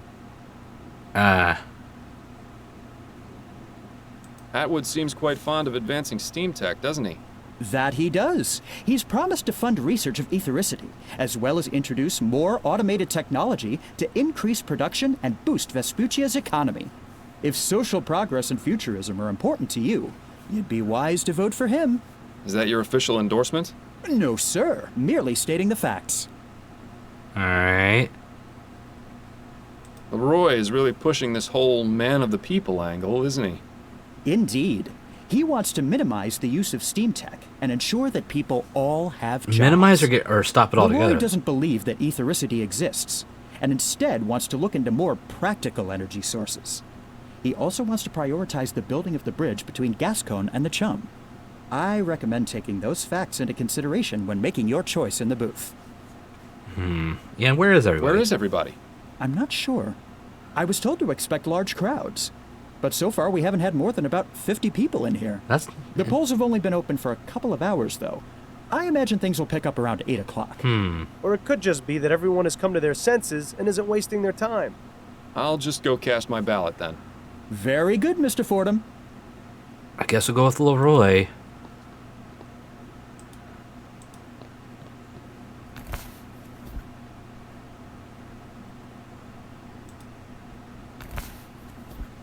Well, that's taken care of. Thankfully, the Angel isn't a polling place, so we can still have a nice quiet evening. I wonder if this is gonna, like, affect anything.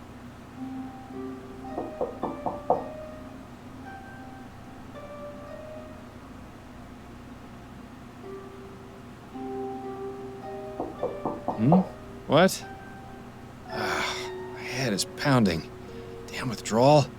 Actually, I think someone's knocking at the door. Oh, right. Okay.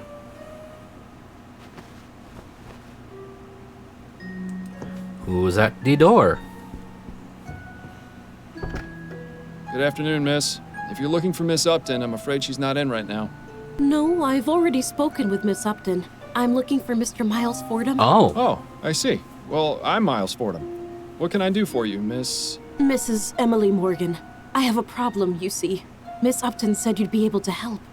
I suppose you'd better come in. So, what seems to be the trouble? It's my brother, Ronan Lespay. He was murdered 4 nights ago outside a tavern in the Chum. On election night? Yes, I suppose it was. Could you please tell me what happened?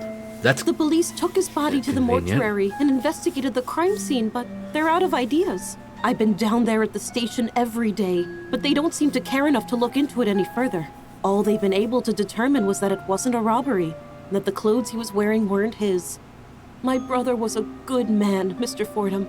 He would never have willingly gone to that part of town. I need to know why he was murdered, and I want whoever did it to pay for it. Okay. Very well, Mrs. Morgan. I'll take your case. Oh, thank you, Mr. Fordham. I just need to know where your brother was killed and where I might be able to contact you. He was found outside the Silent Raven. It's on Alewife Avenue, on the west side of the Chum. That's Here, actually a take pretty this. good name for it's a photo of place, Ronan. for a place. It might help I like your that, investigation. The Silent Raven. And if you need to speak with me, you can come to my husband's bakery. It's here in Worcester, at 15 Drummond Street. Very good. I'll begin my investigation right away. Thank you again, Mr. Fordham. You have no idea how much this means to me. On to the next case. Well, this case has our names written all over it. Maybe it'll be good practice for finding the man who caused my death, eh? Should have listened to your mother. You should have practiced. Mostly cookbooks. Yeah, at least you won't have to worry about starving while you're staying here. Not a very inspiring piece. Hell, I could probably paint it better. Just kind of looking around. Therein lies Upton's boudoir. As a matter of respect, the less said the better, I think. What a handsome couple. Judging by the uncanny resemblance, I'd say these are Upton's parents. Ooh, stuff. Oh, newspaper.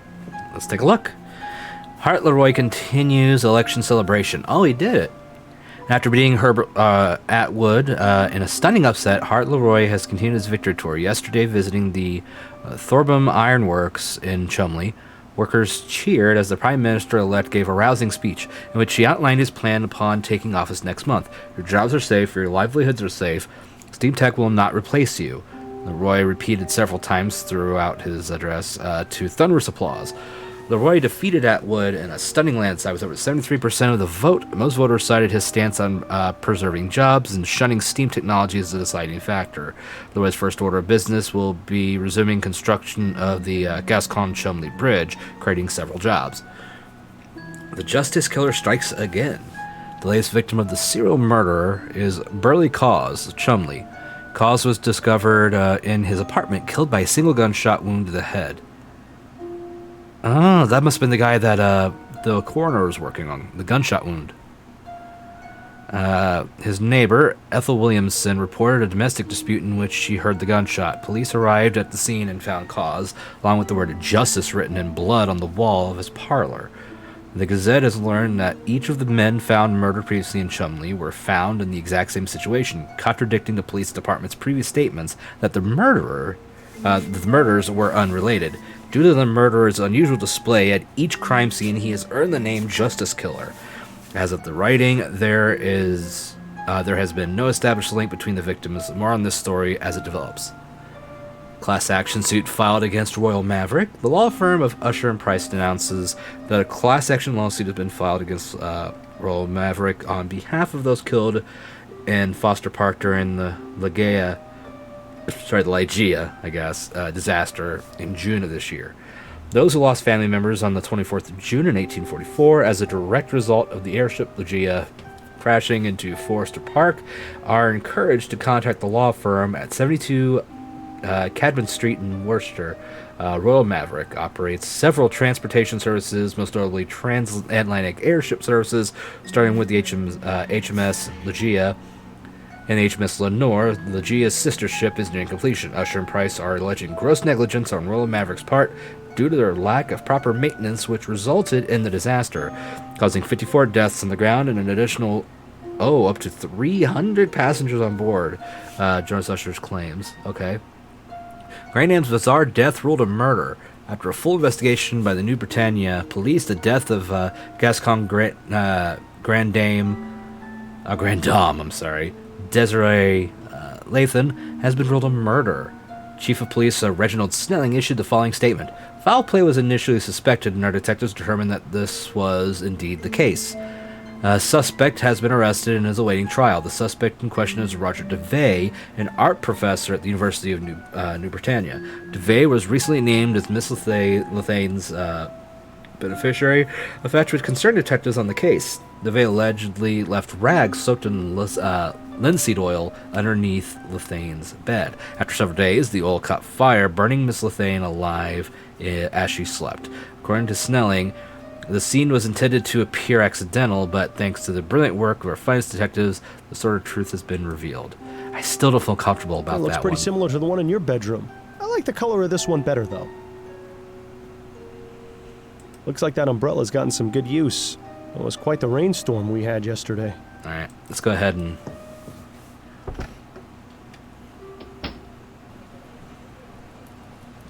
Let's start with the murder scene first. To think, in an instant, a man's life can be reduced to some scribbles on the filthy pavement. Now's not the time to get poetic, Bill. What a mess. These advertisements are all at least 10 years out of date. Anything in the drain? Yesterday's rain has made the water level rise significantly. Is it just me, or does it look like there's something resting at the bottom of the drain? If there is, I have no way of getting to it through the drain cover. So there is something in there. Alright, let's go inside real quick. My, this grog shop looks pretty rough, even by chum standards. Let's keep a low profile while you're in here, Miles. Yeah. Doesn't look like cleaning up is high on the list of priorities around here. Talk to the barmaid, see how this goes. Excuse me, barmaid? Hi, what do you need? You know a man named Ronan Lespay? Nah, never heard of him. He was killed here 4 nights ago. The man in this ferrotype. Oh, that one. Well, I never saw him before that night, and I didn't talk to him. You with the police or something? No, not at all. I'm just trying to help his sister find out what happened. So are you done with the questions? Can I get you a drink or what? Yeah, she's a shrewd businesswoman. You at least have to give her that. Were you working on election night? Pal, I'm here most every night. So that's a yes, then? Christ on a cracker, you ain't too bright, are ya? Yes, I was here on election night. Lovely There's person. no need to be rude about it, madam. Tell me what you know about the murder that took place outside She on gonna say election night. shit. Listen, chum, do you know how busy we were that night? This was a polling place.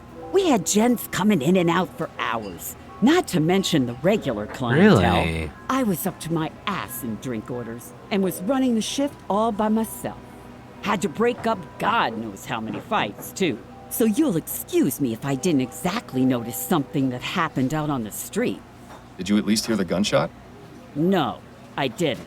You try distinguishing a gunshot over a room full of rowdy voters. It ain't gonna happen. What can you tell me about this place? Yeah, tell us about the It's a sound bar. raver. People come here to drink. Sometimes people drink too much, and then they're sick all over. Oh, lovely. I get the honor of cleaning up the mess. Sounds like you're not too pleased with your job. I never said that. There may be rough days, but there's a lot worse I could be doing. Here, I get a place to sleep and a bit to eat and a few coins in my pocket if the customers are pleased. And you are pleased, ain't you, sir? Oh, yes. Yes, of course I am. Totally pleased. Good. You mentioned regular clientele. Who are they? Oh, we get plenty of regulars in here, too many to name. Which of them were here on election night? Let me think. I remember seeing 3 of the usual crowd. There was Darius, up to no Okay, good we got as Darius. always. Then there was Singing Tom. Singing Tom. But he wasn't around for too long. And how could I forget old Cormac? And He'd have Cormac. talked my ear off if I'd let him. Sound like an interesting bunch of folks. Let's talk about... Where might I find the landlord? You won't find him anywhere. He doesn't come around here more than once a month. Okay, let's hear about What the can others. you tell me about Darius? Hey now, bucko. You've come in here asking me all these questions, but I ain't seen nothing from you. You want more information? You're gonna have to earn it. Right. Give me a gin, then. Coming right up. Don't get carried away now, Miles. There you are. 1 gin. That'll be 2 shillings. There's 3. Now then, about Darius. Now that man is trouble. I've had to throw him out a few times. Why do you say he's trouble? His mind's affected by the poppy seed. He can be gentle as a kitten or fly into a rage at a moment's notice. Fun. When he gets rowdy, he gets chucked. I see. Any idea where I might be able to find him? Don't know why you'd want to find him, but I hear he spends his day at a smokehouse nearby. I believe it's on Crisparkle Lane. Smokehouse? Just look for the door with the oriental symbols. Oh. And could you describe him to me? That kind of smokehouse. He's a rough-looking sort, about 55 years old. An opiate has den. a scar on his left cheek, grayish hair, medium build. Excellent. Thank you. Tell me about Cormac. He's in here most every night. I was about to say, I don't have to Just buy a drink spoke for to every many question, people, I hope. Just me. And a right chatterbox he is, too. Between you and me, Cormac stinks. I can understand why he doesn't keep much company. He stinks? Aye, he's a sewer worker. Spends all his day underground in the muck, so he always reeks of shit. I see. Any idea where specifically he works? I believe he's at the treatment station, over near the ferry terminal. If this is going where I think it is, then I'm especially glad I can't smell anything anymore. Oh, lucky you. Who is singing Tom? Ah, Tom. Not sure what his surname is, but he's in here about twice a week. Mm-hmm. We call him Singing Tom because he leads the church choir. Does he? Is that right? Which church? Oh, I haven't a clue. Never really cared to ask. Does he associate with any of the other regulars? I've seen him talking with Darius a few times. They seem to be on friendly terms. And what Have about worked here you? long? 13 years. I see. Anything else you can tell me about yourself? I ain't the friendly type. No. Right. Understood. Any thoughts on the election? Nah, couldn't care less, really. Doesn't matter who's in charge. My life ain't getting any better. Surely it'll get better with Leroy in office. We'll see. I appreciate you taking the time to chat. Yeah. What a lovely person to talk to. Can't say I completely blame her, though, to be fair. Well then, on to our next destination. Water treatment station and the opium den. Told ya. I understand my Victorian era terminology pretty decently All right, sometimes. Mr. Chavez. The cake and muffins come to a total of 6 crowns, 10 shillings. Muffins. There you are, Mrs. Morgan. And thank you again. Barbara is going to love this. My pleasure. Enjoy. Pardon me, sir. I'm sure Barbara will enjoy them. The cow. Oh, Mr. Gordon. Welcome. Thank you, Mrs. Morgan. Fucking Christ. Those look nice, but given the choice, I'll always side with pie over cake. A bunch of assorted baking products. Don't waste your time with those, Miles. We've got a murder to solve. Shut up, there's tasty things. I never had much of a sweet tooth, but even I'd consider buying some of this stuff. You know, if I were still alive. Minor detail, I know. The stuff in that day-old box doesn't look half bad. More like 3/4 bad. You got time for a few more questions, Mrs. Morgan? Yes, of course. Let's have a quick chit-chat. What can you tell me about your brother? Ronan was the best brother anyone could have asked for. He took care of me after our parents died. Carriage accident. I was only 9 and he was 13. Ronan went out and found work and managed to support the both of us. He was just a child himself, but he kept us out of the gutter. Or worse, the workhouse. How did you hear of his death? Ronan comes by to visit me every day after he finishes work. When he didn't come for 2 days in a row, I got worried. I went to his apartment, but he wasn't there. So I made a report to the police. Yesterday, they contacted me and asked me to come to the mortuary. I'm terribly sorry for your loss, Mrs. Morgan. Thank you, Mr. Fordham. Please, find whoever did this to him. I Ronan wonder deserved something. so much better. Do you notice that this feels a little similar to the story we were talking about with that other bartender? The one about the sibling, and there was a carriage accident and everything. I wonder if we'd made some different choices if this case would have been a little bit different. What do you know about your brother's murder? Only what the police told me. He was shot at close range outside that pub in the Chum. Nothing was missing, and his wallet had money in it, so they said it wasn't a robbery. I didn't recognize the clothes he was wearing. I had never seen them before, and they were far too big for him. I still can't believe he's gone. He was the only family I had left. Dr. Edwards at the mortuary might be able to give us some more detailed information. The only thing we'll get out of this one is more tears. True. What sort of life did Ronan lead? You know, just normal. He'd go to work, come visit me afterwards, and go home. He didn't have much of a social life. At least he never mentioned any friends to me. I always hoped Ronan would meet a nice girl to settle down with, but he was so shy, you know. Where did Ronan work? At the Grips Home Taxidermy Shop in Gascon. I always thought it was rather macabre work, but he enjoyed it. Bit lonely, though. Taxidermy. This will be a fun one. Can you give me the address of Ronan's apartment? It's at 1172 Bushmill Street. I have a spare key. Well, there we go. That would be most helpful. Thank you. I'm gonna check his place out for clues next. So, this is your bakery. My husband Gerald and I have had it for almost 10 years. Is it just the two of you? Do you have any children? Alas, no. Some extra hands would be most welcome in the kitchen, but we haven't yet been blessed. It's such a shame that Ronan never got to be an uncle. What are your thoughts on the outcome of the election? Oh, I haven't given it much thought, to be honest. It hardly seems to matter now. Yes, of course. My apologies for bringing it up. Those are all the questions I have for now. Okay. All right, Mr. Fordham.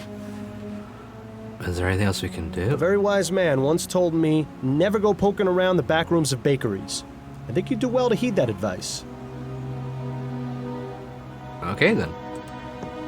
Let's head back out this way, and we'll hit his apartment next. That seems like the best next order of business. And his apartment is... Oh boy. Quite the collection of exotic items in here. Ronan appears to be a seasoned world traveler. Or at least knows someone who is. Locked, naturally. This one is scarier than the other masks. Wait a moment. I think I saw something shiny in the back of the mouth. Oh, really? How about that? A perfect hiding place for a key. I am too good. Now to find out what Mr. Lespay finds so I precious. randomly clicked something, to be fair, so I guess I was about to die. Ooh, this teacup could use a washing. I'd be surprised if it isn't permanently stuck to the desk. This one appears to be from Emily. December 16th, 1843 at Ronan. Gerald and I will be celebrating in the new year. I would like to invite you to spend it with us. Please feel free to bring along any guests you'd like, especially any lady friends you might have. All my love, Emily. A letter from someone called Jimbo? Jimbo. Ronan, next week will be a year since we met. I can honestly say my life has changed for the better in every possible way, and I will always hold July 8th as a special day in my heart. I can't wait to see you again, Jimbo. Ah, I see. They appear to be a pair of letters from Ronan's landlord.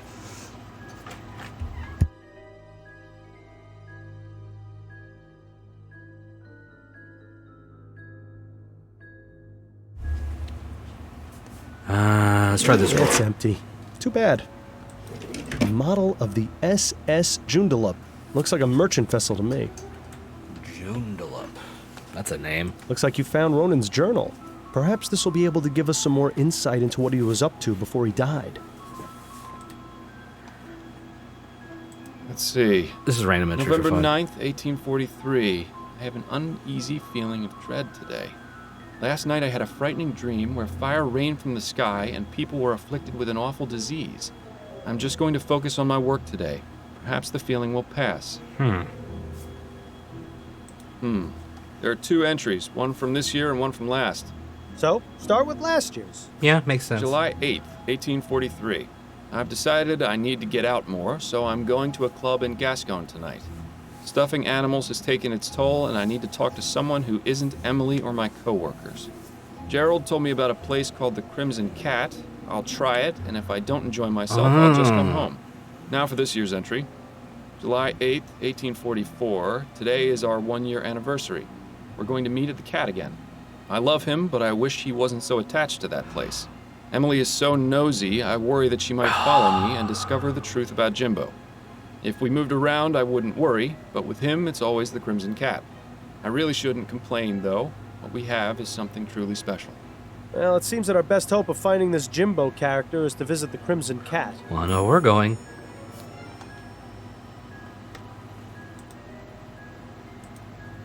take a look around and see if there's anything else. Ronan's book collection mostly consists of cheap pulp adventure novels, but this top shelf looks interesting. Does it? Black rhino and elephant. Okay. Kangaroo and koala. Wow, that's some illustration. It's in another language, but it appears to be a Bible. Bijbel. No title, and it appears to be blank. I wonder if Ronan just kept empty books on his shelf to appear well read. No title. Customs of the Orient differ greatly from your own.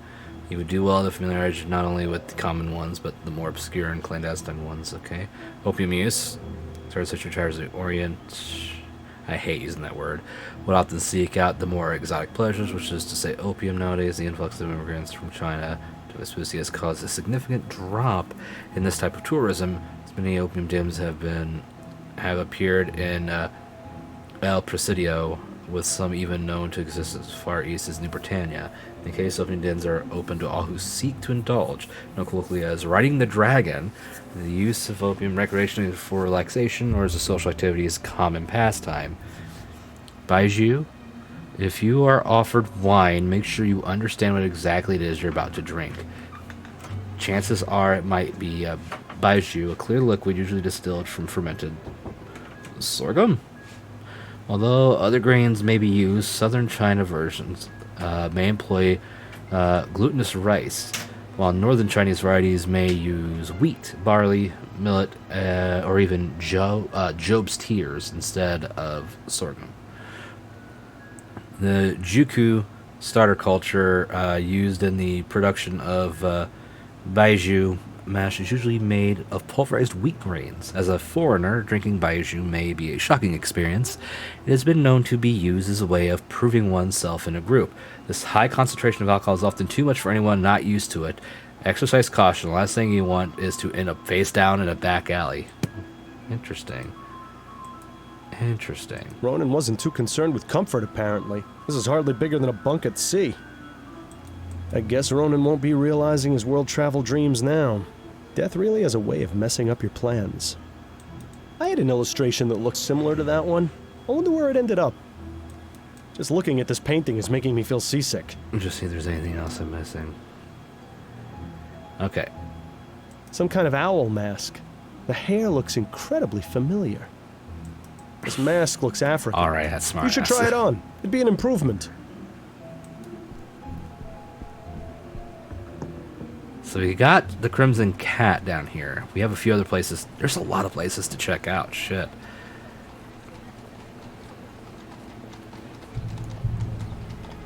Let's go to the police station real quick. I was beginning to wonder when you'd show up. Well, wonder no longer. I'm here and I need to see Dr. Edwards. Oh, I see how it is. He helped you solve a case, and now you don't have time for us lowly front desk clerks. That's just the way it goes, Upton. Maybe next time you should pick a nicer coffee house. Right. You know the way. Snelling isn't in today, so you're all clear. Well, that's a relief.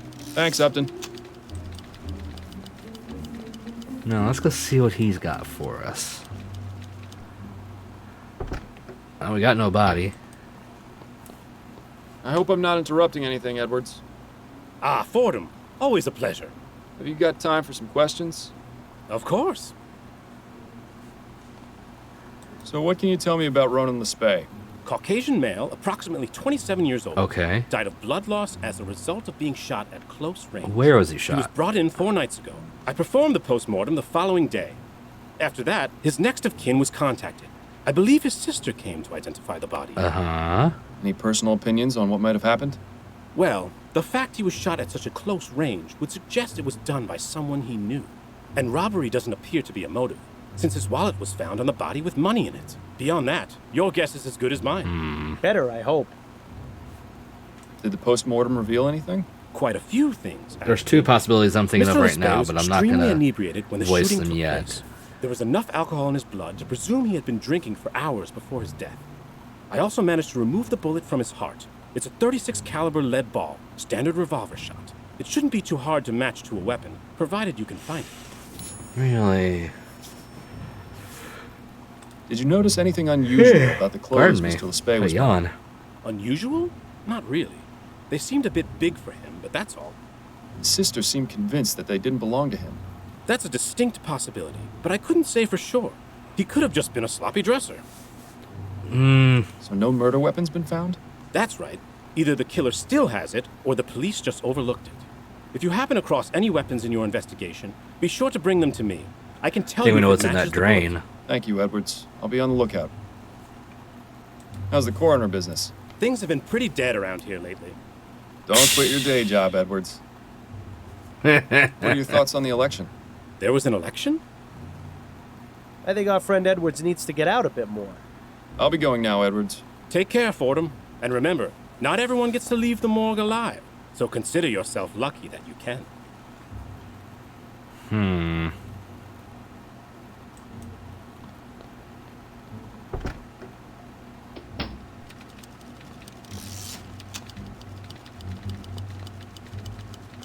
Let's talk to Upton real quick. Can we talk for a moment, Upton? Certainly. What's on your mind? You wouldn't happen to know anything about Ronan Le Spay, would you? Probably nothing more than you already know. His body is in the mortuary, and the reason for his murder is unknown. I suggest you speak with Dr. Edwards. We've done that. How are things with you? Better than last week, but plenty of feathers still ruffled around here.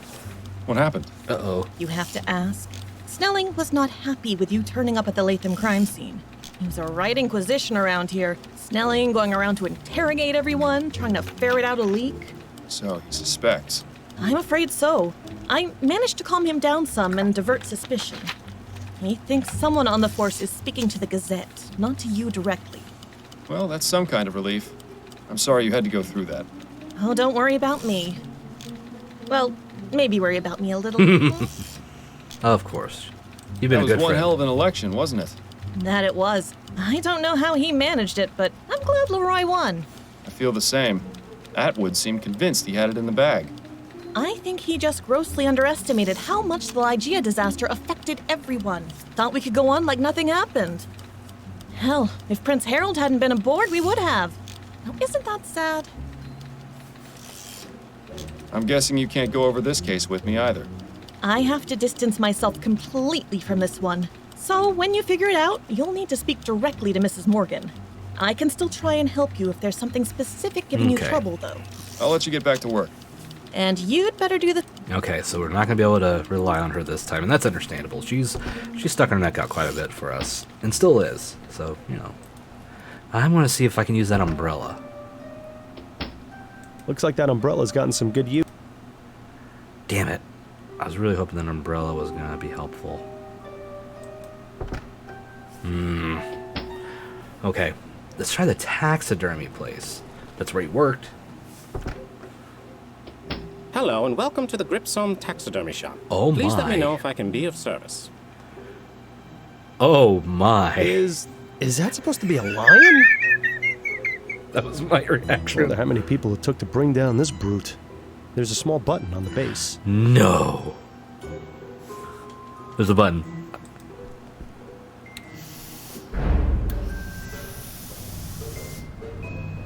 Just when I thought I'd seen it all. What will they think of next? Oh my god. A moving taxidermy gorilla. Oh boy. Reminds me of the one in the Dupre house, except that one actually looked alive. There's a small button on the base. We're pushing the button. Welcome to the Gripsome Taxidermy Shop.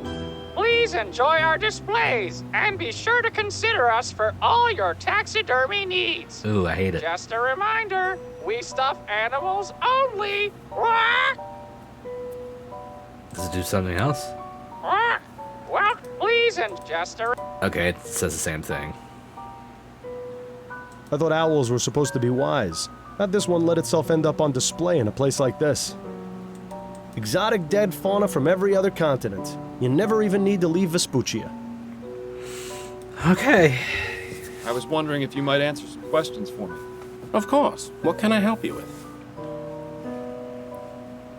I was told Ronan Le Spay works here. Do you know him? Ronan? Yes, of course. That is to say, I know he works here. I haven't had much interaction with him. He mostly keeps to himself. Does he? Does he have an office or workspace I might have a look at? Now, wait just a minute. Why would I let some random stranger off the street in to look at an employee's workspace? Because I'm a private investigator and I'm trying to get some information. Well, even if that is the case, I'm afraid you're out of luck. Oh. Ronan does have a workspace, but it's completely bare.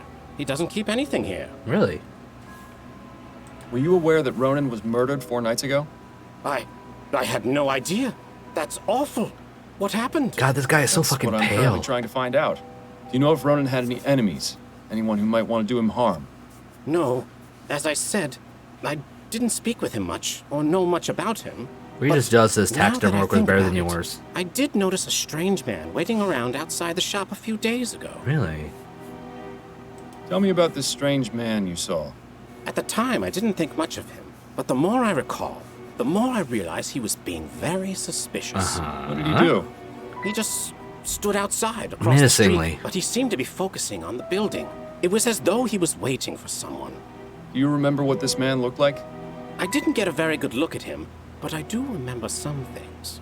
He was tall and had a heavy build, like a boxer or a dock worker. Okay, built. He had a beard, I think, or mutton chops at the very least.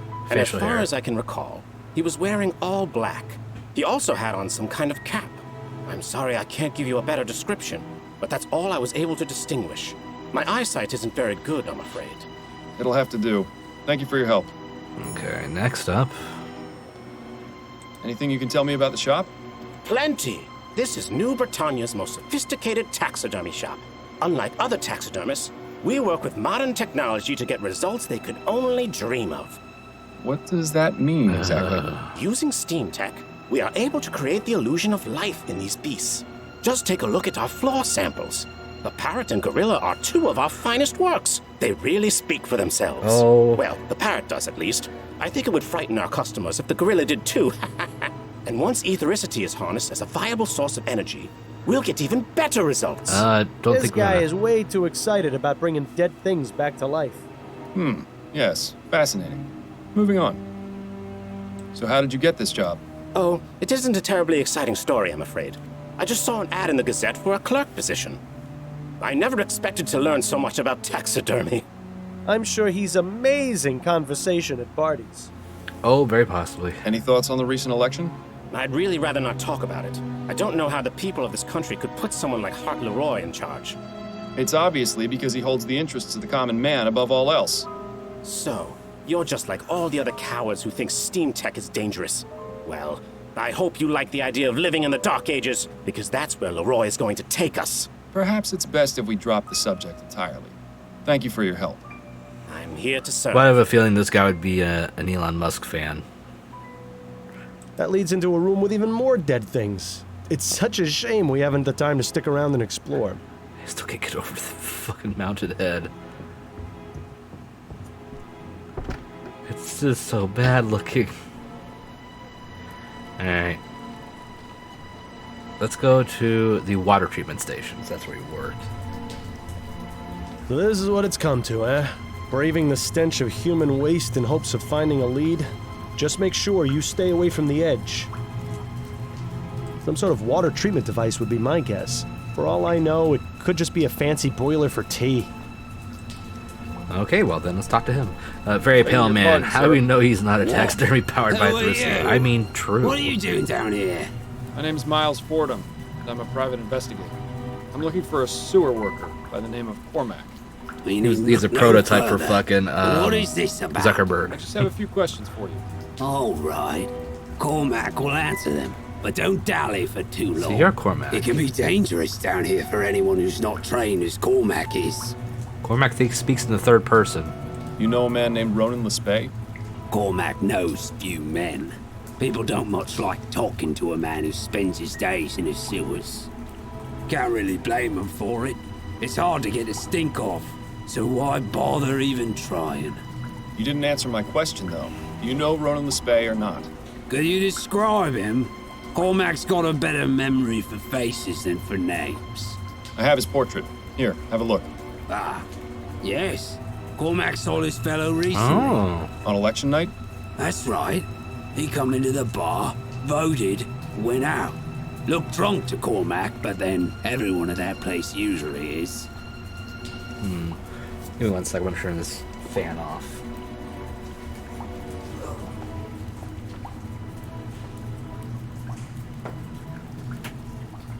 There we go. Oof.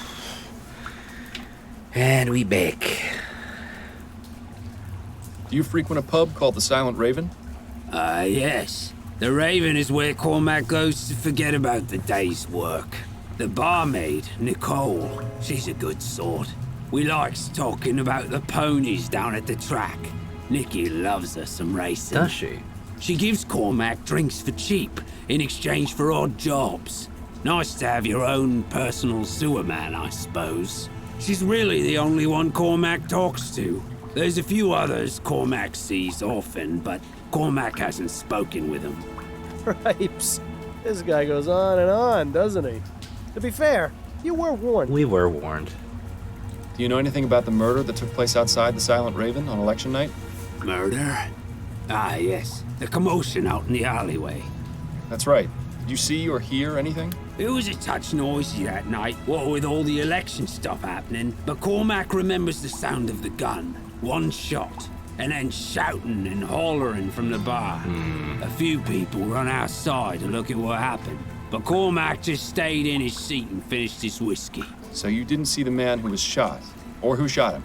No, keeps to himself, Cormac does. Makes life easier that way. Could he be any more unhelpful? Actually, it's probably best not to find out. True. Is it difficult being a sewer worker? Difficult? Nah, it's a dream. Especially since they introduced all these steam tech treatments and purification whatsits. The only thing Cormac's got to do is check the little dial never goes into the red on old Belinda. Belinda? Aye, the purifier. She's a real special lady who's made Cormac's life so much brighter. Cormac makes sure to thank her each and every day. I hope he isn't romancing the Talking thing. to a lunatic. Wasn't so easy a few years ago. Back then it was tapping on pipes all day. Tapping on pipes? To make sure they was flowing fine and not blocked. Cormac would take his little hammer and tap, tap, tap on the pipes to make sure they was ringing fine. You can imagine what that was like. Tap, tap, tap. Ring, ring, ring. All day, up and down, over and over. The tapping stopped, but the ringing never left. Still hears it to this day, Cormac does. Jeez. Do you have any opinions regarding the election? Cormac hears lots of things about Atwood, but he's the one what's got this new machinery put into the sewer system. There's still a job for Cormac, so all that talk about being replaced by machines is just talk, for now. But Leroy says he wants to give the workers their fair chance, so Cormac can't argue with that. What about you? I think Leroy will be a good prime minister. Bah, they's all the same in the end. One way or another. No point worrying, says old Cormac. Fair enough, fair enough. And about the I wonder strange if you man. could tell me if you saw a man of this description at the Silent Raven on election night. He's tall, strong build, with a beard or mutton chops, dressing all in black and possibly wearing a cap. Oh, aye. Cormac Really? remembers seeing a fella like that. What was he doing? Kept going in and out of the bar. When he was inside, he stood near the voting booths, hardly moving a muscle. And when he was outside? That, Cormac couldn't say. Did you notice anything else about him? Yes, Cormac noticed him come in and speak with Nicole, the barmaid, after the commotion outside. Oh. Is that right? That's very interesting. We'll hit that up after a couple of other places. I'll let you return to your work. Be mindful on your way out.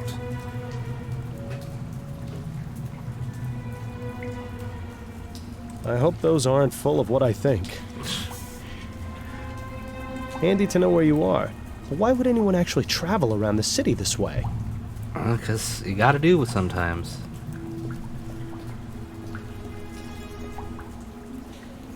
Okay, let's hit the den. I wonder how many layers of advertisements you'd have to cut through before getting to the wall. Quite a bit, probably. First I'm going to an opium den, so let's see how this goes. Yes? What do you want? Okay, please don't let there be any really bad Chinese accents and stereotypes. Or anything like that. Please.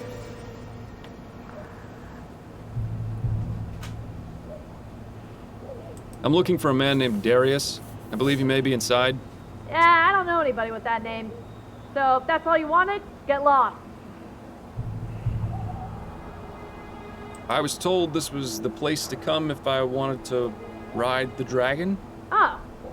Well, why didn't you say so? Please, come in.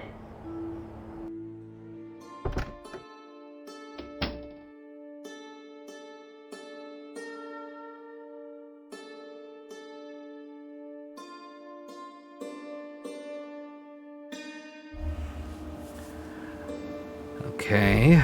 Poor horse. That fellow in the armor must have weighed a ton. They're really dedicated to their theme in here, aren't they? There's now pipes. I see why they call it riding the dragon.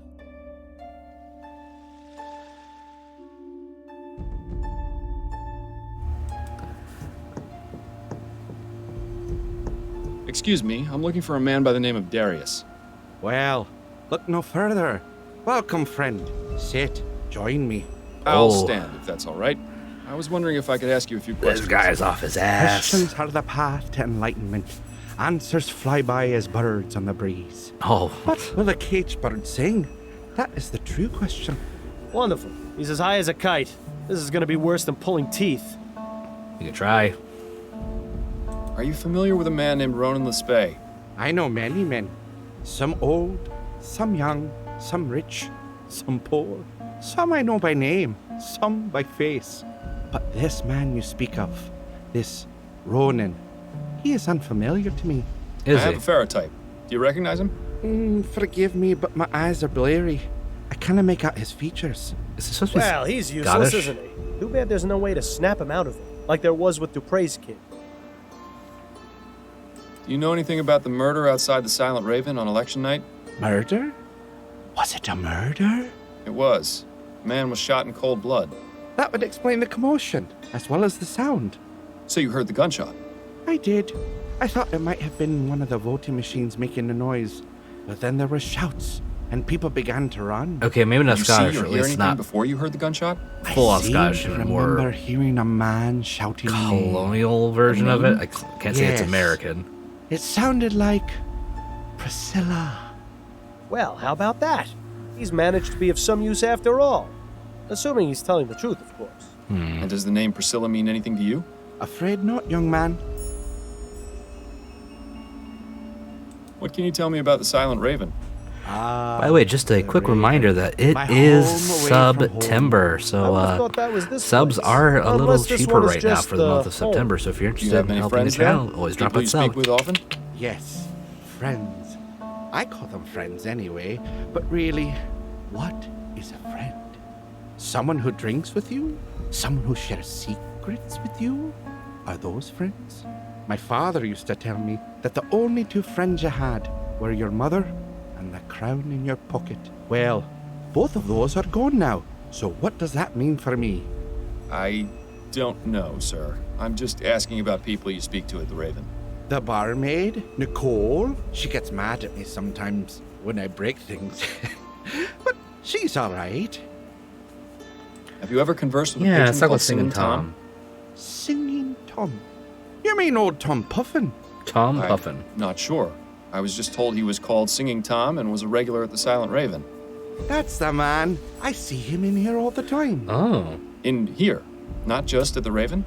Tom is a child of the poppy, just as I am. He truly understands the world as it is. Do you know where I might be able to find him? Yes, he's the choir master at St. Denis Cathedral. That's where he spends his time when he's not here. You mean to Yeah, tell shouldn't me even we make have this to joke talk to earlier, another but- one of these loonies? Wonderful. Nope, Chuck test. Jesus Christ. Do you often come to this establishment, Darius? Oh, Right. yes. This place is better than any doctor or hospital. It has Ashamed. exactly the cure I need. Cure? For what? I'm ill, sir. Just as you are. Just as we all are. Infected by a terrible disease known as life. Speak for yourself. Just spend a few hours in here with the Fucking Bill. intoxicating nectar of the poppy, and you'll find nothing can defeat you. I'm kind of sure that they could. So did you manage to get out of here and vote? Please don't bother me with such trivial matters. Why should I care who leads the government? As long as they don't outlaw places like this, they can do whatever they please. Is this guy ignorant or just apathetic? Yeah, well, I don't know, and I don't care.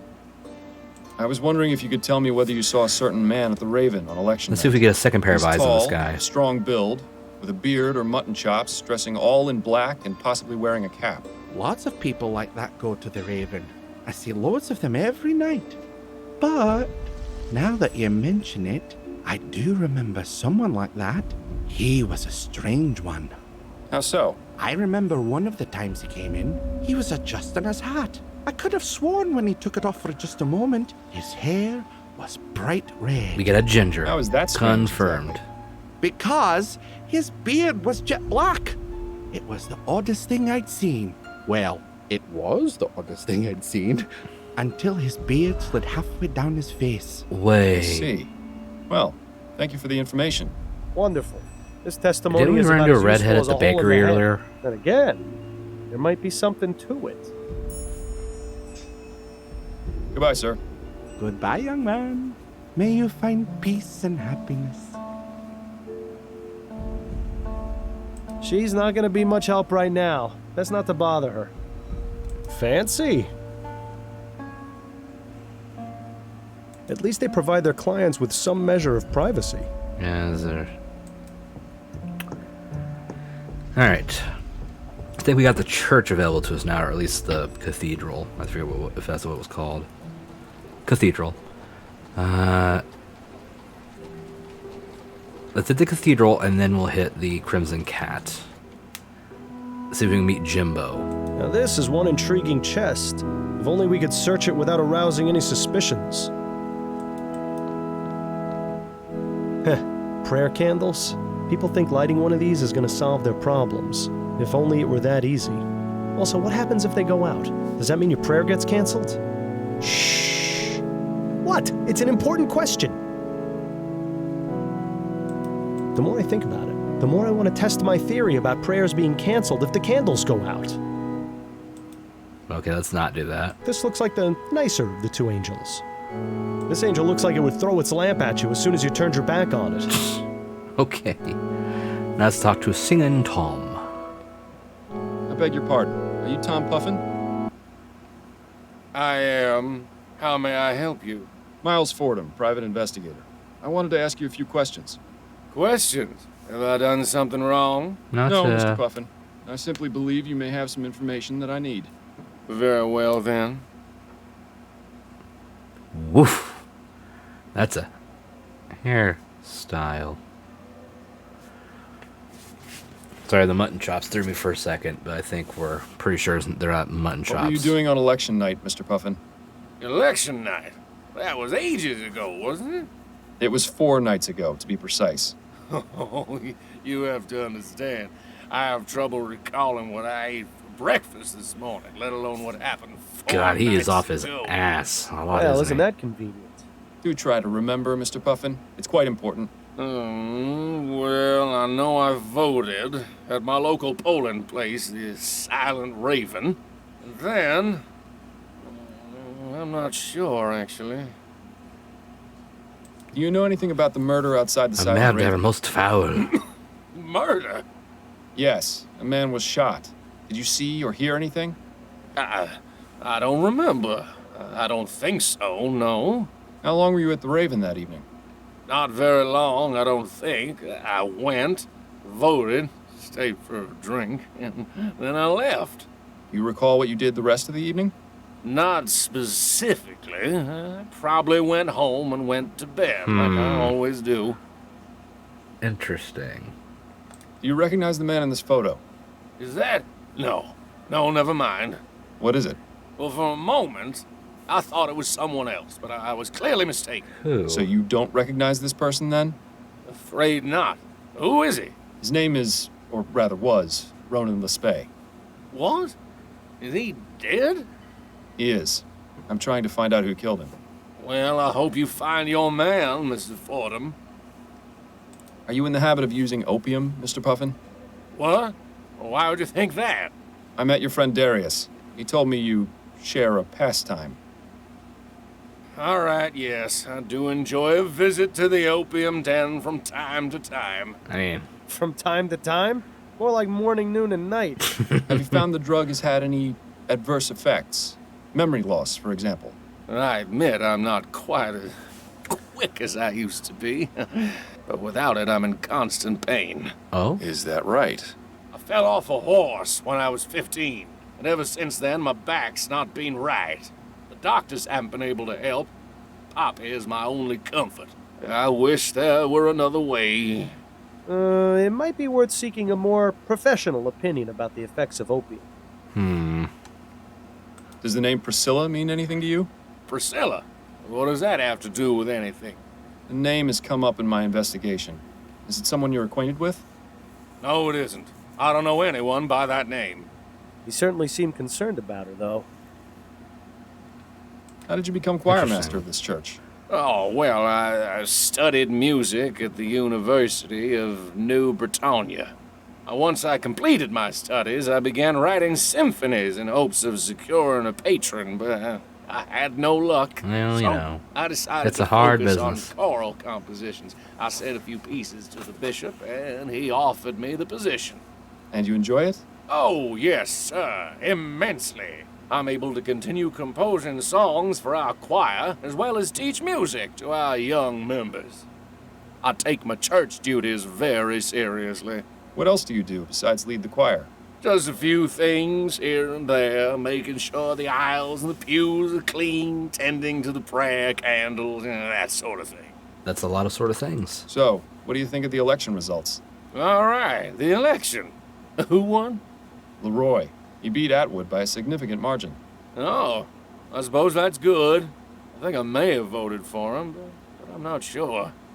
I'll let you resume your practicing, Mr. Puffin. Thank you. Have a blessed day. Okay, so that was mixed.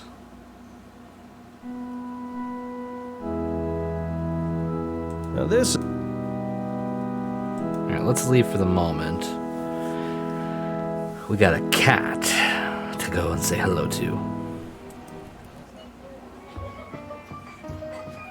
Ah, the Crimson Cat. One of my favorite underground clubs. Ooh, I spent some wild nights here. Well, I'm not surprised, Which reminds Bill. me, I wonder if Stefan is still working the bar these days. This place has been around for quite some time. That well-dressed feline is Red, the official mascot.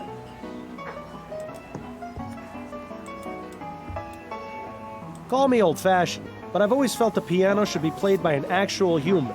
These automated ones just don't have any soul. I mean, that's true. Good old Bollingworth Ale. Unlike so many other things in life, it never lets you down. Well, not while you're drinking it anyway. The next morning is another story entirely. Attention customers. Use of Dr. Tennyson's Vigor pills while under the influence of alcohol may cause loss of consciousness. Oh. It's nice to see this establishment looking out for its patrons. Interesting. Seagrave's Stasholine, high-quality mustache wax. You know, I always wondered what you'd look like with a mustache. Stasholine. Quite the selection. It rivals even the Angel. Talk to a sailor. Beg your pardon. Your name wouldn't happen to be Jimbo, would it? Yeah? Who's asking? Miles Fordham, private investigator. Can a guy enjoy his shore leave without being harassed by the law? I've done nothing wrong. I didn't say you had, and I'm most certainly not the law. I just want to ask you a few questions. All right, fine. Ah, so this you is know Jimbo. Ronan Spey? I knew him, yeah. Knew him? He and I haven't spoken recently. In about a month, actually. Things didn't go so well last time. How do you mean? Let's just say we didn't part on the best of terms. He made it very clear that he didn't want to speak to me again. Really? Were you aware that Ronan was murdered? What? No, when? What happened? He was shot outside a tavern in Chumley 4 nights ago. Chumley? What was he doing there? I was hoping perhaps you could tell me. I honestly don't know. Ronan hardly went out, and he especially never crossed the river. Why was that? I think he was just too scared of the world to go out and see it for himself. He was happy enough reading about it in his books or collecting things I brought him back from my travels. Honestly, that's what I liked most about him. He was just an average, boring man. It was just the sort of balance I needed in my life. That's pretty much the exact same reason I always enjoyed working with you, Miles. Oh, haha. You and Ronan had a special relationship, didn't you? Mr. Fordham, we're in an underground club. You don't have to tap dance around it. Yes, Ronan and I were a couple. At least up until last month. What happened, if you don't mind me asking? We had a misunderstanding. Ronan thought I had been seeing someone else. Ooh. He was extremely jealous. I tried to explain that he had it all wrong, but he wouldn't hear me out. I was going to give him some time to cool off, but, well, that's not going to happen now, is it? If it's any consolation, I found a letter you wrote him, which he still kept in his desk. Damn. Thank you for telling me that. Where does the name Jimbo come from? It's just a nickname. My real name's James Bowcroft. That makes sense. What is it you do? I'm a sailor.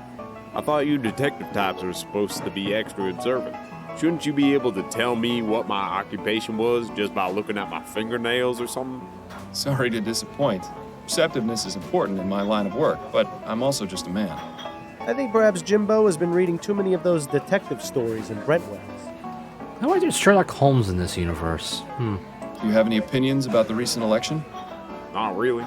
I'm usually way at sea, so I don't keep up with politics. The sea's got her own laws. Anyway, I can't vote, so it's really none of my concern. But you're still affected by the decisions the Prime Minister makes. Not very fair, is it, Mr. Fordham? No, but hopefully Mr. Leroy will stand up for equal rights. Wouldn't that be nice? Oof. Does the name Priscilla mean anything to you? Yes, that's my ship, the SS Priscilla. Oh. I see. Did Ronan know about it? Of course. He always used to ask me to bring him back some exotic souvenirs. Thank you for your time. You're welcome. Black top, cap, mutton chops. Does fit the description.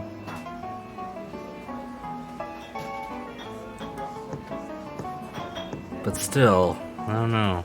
Because a ginger with a beard that pulled down. Let's go back and have a little chit chat. Yesterday's rain has made... Is it just me? Or does it look like there's... If there is, I have no way of getting to it through... I don't have any way to do it. Alright, let's go back inside and have a little chat with our barmaid friend. She got some splaining to do. Excuse me, barmaid? Hi, what do you need? Does the name Priscilla mean anything to you? Nope. I was given the physical description of a man. I was wondering if you might recognize him if I told you. Perhaps. Go on, then. He's tall, strong build, with a beard or mutton chops, dressing all in black and possibly wearing a cap. Bit vague, wouldn't you say? That covers about half our clientele. I was afraid that might be the case. Did you notice anyone of that description here on election night? No. Can't say I did, Don't sorry. lie to me. Is that right? Because Cormac told me he saw you speaking with someone of that description shortly after the murder occurred.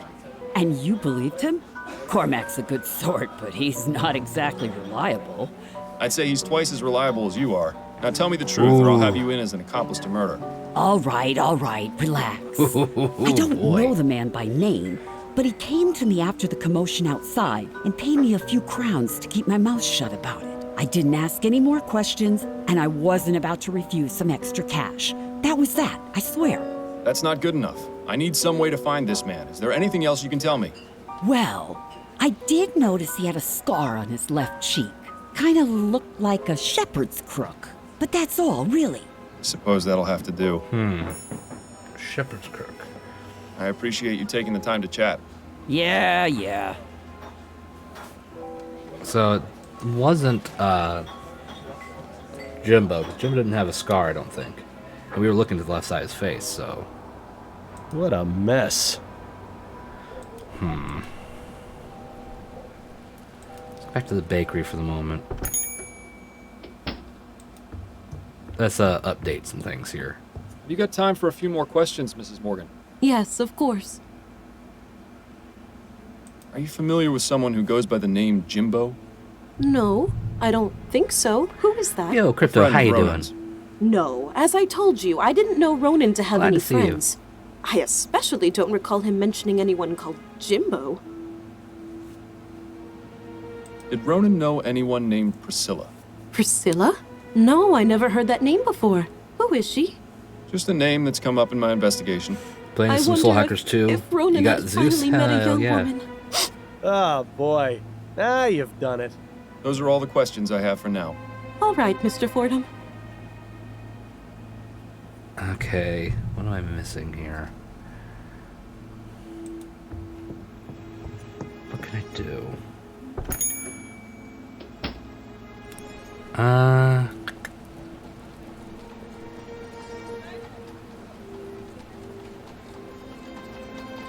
Actually, let's see if there's anything back here I can pick up.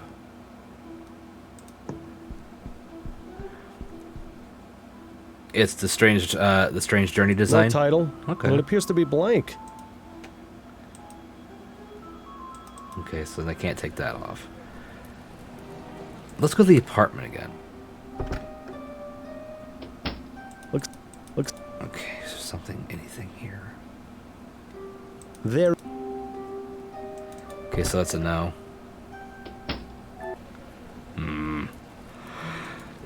Let's talk to Upton at the police station. Excuse me. Can we talk for a moment, Upton? Certainly. Upton, I need you to put out a bulletin. There's someone I need found. Oh, who's that? I don't know his name. I only have a description. All right, I'll need to ask you a few questions. Could you describe the man's height and build? Yeah.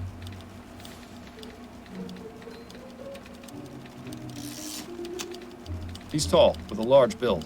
All right. What color is his hair? Red. I'm certain it's red. All right. Do you know of any unique details that might make him easier to identify? Scar on his face. Yes, he has a scar on his left cheek in the shape of a shepherd's crook. Good. That will be helpful. All right, I'll put out the bulletin. Give me a moment. All right, the bulletin is out. I'll let you know if... Upton, just got your bulletin. Hello, Giles. Have you got something for me? As a matter of fact, I've got someone in the jail fitting your description perfectly. You don't say. Yup. Name's Harvey Presser. Got picked up a couple of days ago. Thank you, Giles. You heard the man, Fordham. You've got yourself someone to interrogate over at Bow Street. Damn. Fucking strucking gold. Fordham, you look even worse than the last time I saw you. We can't all manage to keep looking as good as you, Giles. What brings you back? This guy. I'm looking to speak with your prisoner. Presser? I just got off the horn with Upton about him. Seems you're not the only one interested in finding the man. Then I suppose it's lucky I got here first. Suppose so. What was he brought in for, exactly? He's the suspected leader of a cooping gang. Cooping? Makes me glad I didn't bother to vote. All those dirty politics are just a waste of time. And people wonder why nothing in Parliament ever changes. He's watching you. Cooping. I'm not familiar with that Harvey one. Presser, I presume. Who's asking? Miles Fordham. I'm a private investigator. What do you want from me? Just a few minutes of your time. You don't have anywhere to be, do you? Hardy ha. Ask what you want, but I'm not answering anything until I see a lawyer. All right. Do you recognize the man in this ferrotype? Should I? His name is Ronan Lespay. He was shot outside the Silent Raven on election night. That's a real shame. Are you saying you know nothing about the murder outside the Silent Raven on election night? Not a thing. I've never even heard of the Silent Raven. Is that right? Because I've spoken to at least 3 people who swore they saw you there that night. Yeah, and you're not police, so that doesn't scare me. You can't do a thing about it. Maybe tell the fucking This guy's police. starting to get on my nerves. There has to be a way to make him talk. I hear you were arrested for leading a cooping gang. Is that right? I don't have to tell you a thing. You're not a copper. That's all the questions I have for now. Good. Leave me in peace.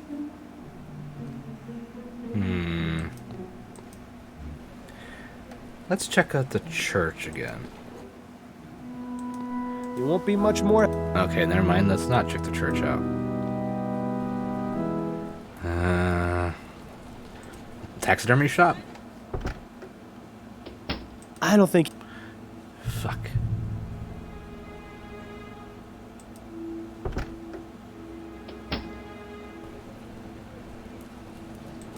Water treatment station, maybe? Moment of your time. Oh, good. We have something to say here. We'll make it quick. Do you know anyone named Priscilla? Ah, that's not a name Cormac knows. Frankly, I'm surprised that's not the name of one of his tools. I'll let you return to your work. Be mindful on your way out. Damn it. While you could use a bath, I don't think this is the right place to take a dip. So, Crypto, how has your week been? Hopefully everything's been going well.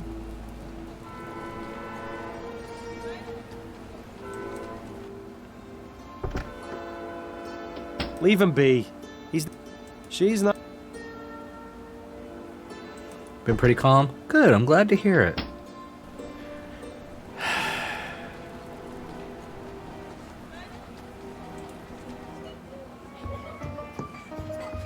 He won't have it. Looks like they've got Bollingworth, Millhopper, and Brooklyn Lager. Not a bad set of beers. Fine beer, always served here. Good to know.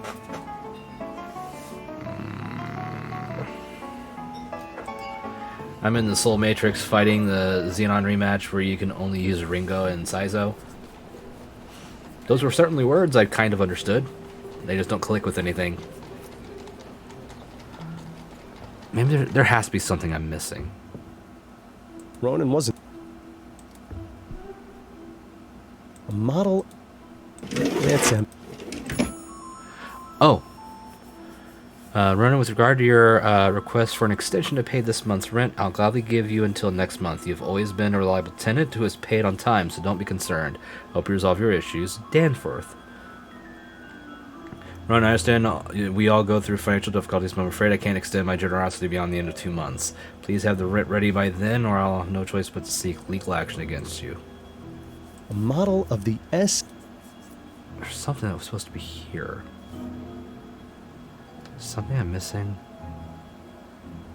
Ooh.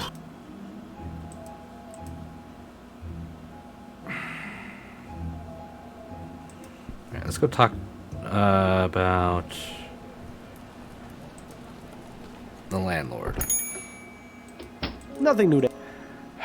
Fuck. Alright, let's go to the police station. See if she can find me something on this guy. Can we... Certain. Upton, what do you have on this Harvey Presser fellow? Give me a moment, and I'll locate the arrest report. Here we are. He was picked up in a bar in Chumley after being identified as the leader of a cooping gang by one of his fellow gang members. Oh, so much for loyalty. Anything else about him? Not much besides his address. That might be worth looking into. It's 5885 Riverview Road, right near the asylum. Ah, wonderful. Maybe afterwards you can drop by and pick out a room. Oh, shut up, Bill. I'll let you get back to... And... Let's go back down here a minute. I want to see if there's anything I can find. Pardon me, Edwards. Yes? Ooh, he does have something to say. Edwards, you know much about the effects of opium? Quite a great deal, unfortunately. It's all the rage these days. Most people use it to calm the nerves or relieve pain, but it's highly addictive and has numerous adverse effects. Such as? It depends, really. Most common are sweating, nausea, memory loss, or blurred vision. But more serious cases can lead to hallucination, violent mood swings, coma, or even death. I just had a case in here a few weeks ago who died from an opium overdose. It wasn't pretty. Doesn't sound like it. Thanks for the information, Edwards. Anytime. So we got away from I'll be here. We go back to the map. We go to the church again, and we relay the information to our little friend here. Won't be much more help right now.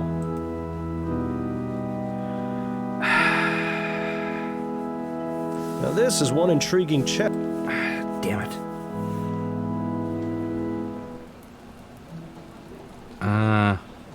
Maybe go to the den? Leave him be. She's not... I'm far with some funds to get demons that know concentrate and Megiddo to take down Quetzalcoatl in the Milady sector. Oh boy.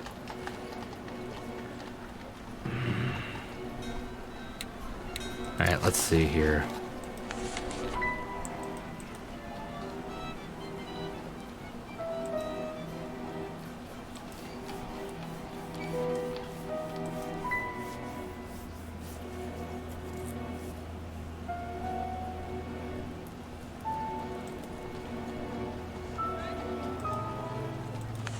I'm missing so much.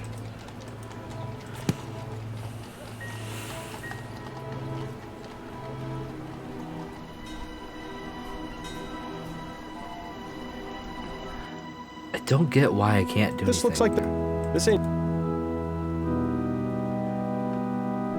a racket. I'm glad you're not a member of this church. Sitting through Sunday Mass would drive me insane. You won't... God damn it. See if there's anything you have to say. Let's not... Okay, the Raven then?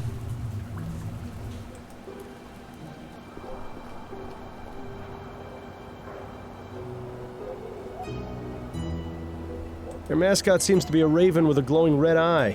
Is that meant to attract customers or to scare them off? Yes.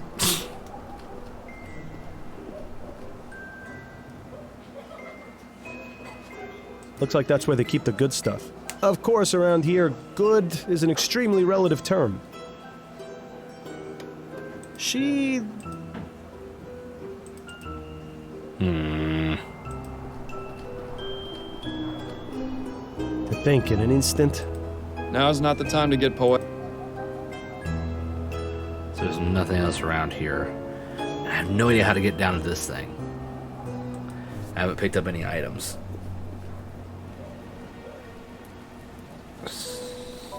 Maybe there's something with the taxidermy. I thought owls were...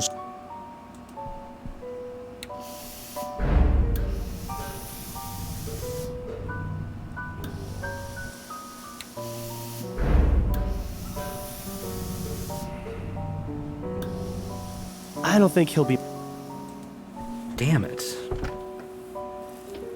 I guess I'm gonna try talking to him again.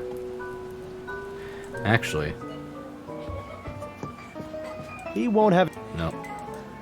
Alright, back to the jail. No point asking him, but... He's watching. Fuck. Okay.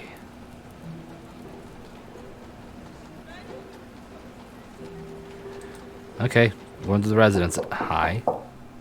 Just a moment!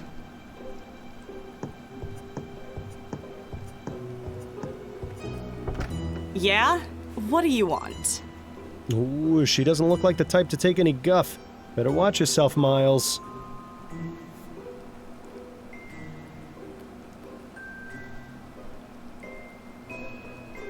Mrs. Presser, I'd like to speak with you about your husband. Well, he's not here right now. He's been away for a few days, actually. Who are you exactly? My name's Miles Fordham. I just have a few questions. I promise this won't take long. All right, come in. But try and keep it down. My daughter isn't feeling well, and I don't want her being Parvati. disturbed. Now I need her big blue husband, Shiva. Oh, there you go. Gotta get the right couples. Poor thing's not feeling good, huh? She doesn't look so good. Some of those modern steam cleaners, if they use them in this place, they clearly aren't worth a damn. A man's coat. Seems Harvey wasn't expecting to be out for very long. Seems to be a notice from the bank threatening to foreclose on this place if they're late on their rent payment again. No wonder Harvey's taken a second job. You have a fire poker I could use. It seems peasant soup is on the menu tonight. Alright, let's see what she's got to say. Mrs. Presser? Yeah, what? You know a man named Ronan Lespay? Never heard of him. And you've never seen the man in this ferrotype? Nope. And I'm glad I haven't. Looks like a real pushover. Oh, you're a lovely person, What does your husband do aren't for a you? living, Mrs. Presser? Harvey? He's a traveling salesman. Sells steam-powered cleaners like the ones in the corner there. Oh? Doesn't make much money on account of most people being afraid of steam tech these days. But Harvey tries his best to provide for me and little Mary. He's a good man. The job takes him out of town for days at a time, but we get by. And that's all he does? What are you asking? You know something I don't? No, not at all. I was just curious. Oh, look, another husband keeping secrets from his wife. There are a copper a dozen around here, it seems. Whew, Bill. She was usually a special fusion with the only option being Ragda and Barong. Okay. So what do you do while your husband's away? Hang on there, what are you playing at? I'm a married woman. What? I merely wanted to know a bit more about you, that's all. I meant no disrespect. Is that your game? Asking innocent ladies about themselves so you can have your way? She doesn't have to worry about being mistaken for innocent, that's for sure. No, you know what? Just forget I said anything. Is your daughter all right? She's just come down with a bit of something. This stew I'm making will put her right again. I've been giving her regular doses of Pink Bladder's Miracle Tonic, too. I'm sure she'll be back to tearing the house down again in a matter of days. Takes after her father, that one. Are you pleased with the election results? Yeah, I'm glad that no-good high muckamuck Outwood was voted out. Maybe now they can finally get to work on that bridge to Gascone we've been promised for so long. But won't Leroy's opposition to steam tech be bad for your husband's business? Maybe, but Harvey's always managed to land on his feet. If it comes down to it, I'm sure he'll be able to find a new job in no time. To get, I was never too keen on selling those more contraptions pain. anyway. Oh boy. It'll be a relief to get them out of the house. I don't have any more questions for you, Mrs. Presser. Good. Lovely person. Presumably that goes into the presser's bedroom. Or it might be a closet. Or both.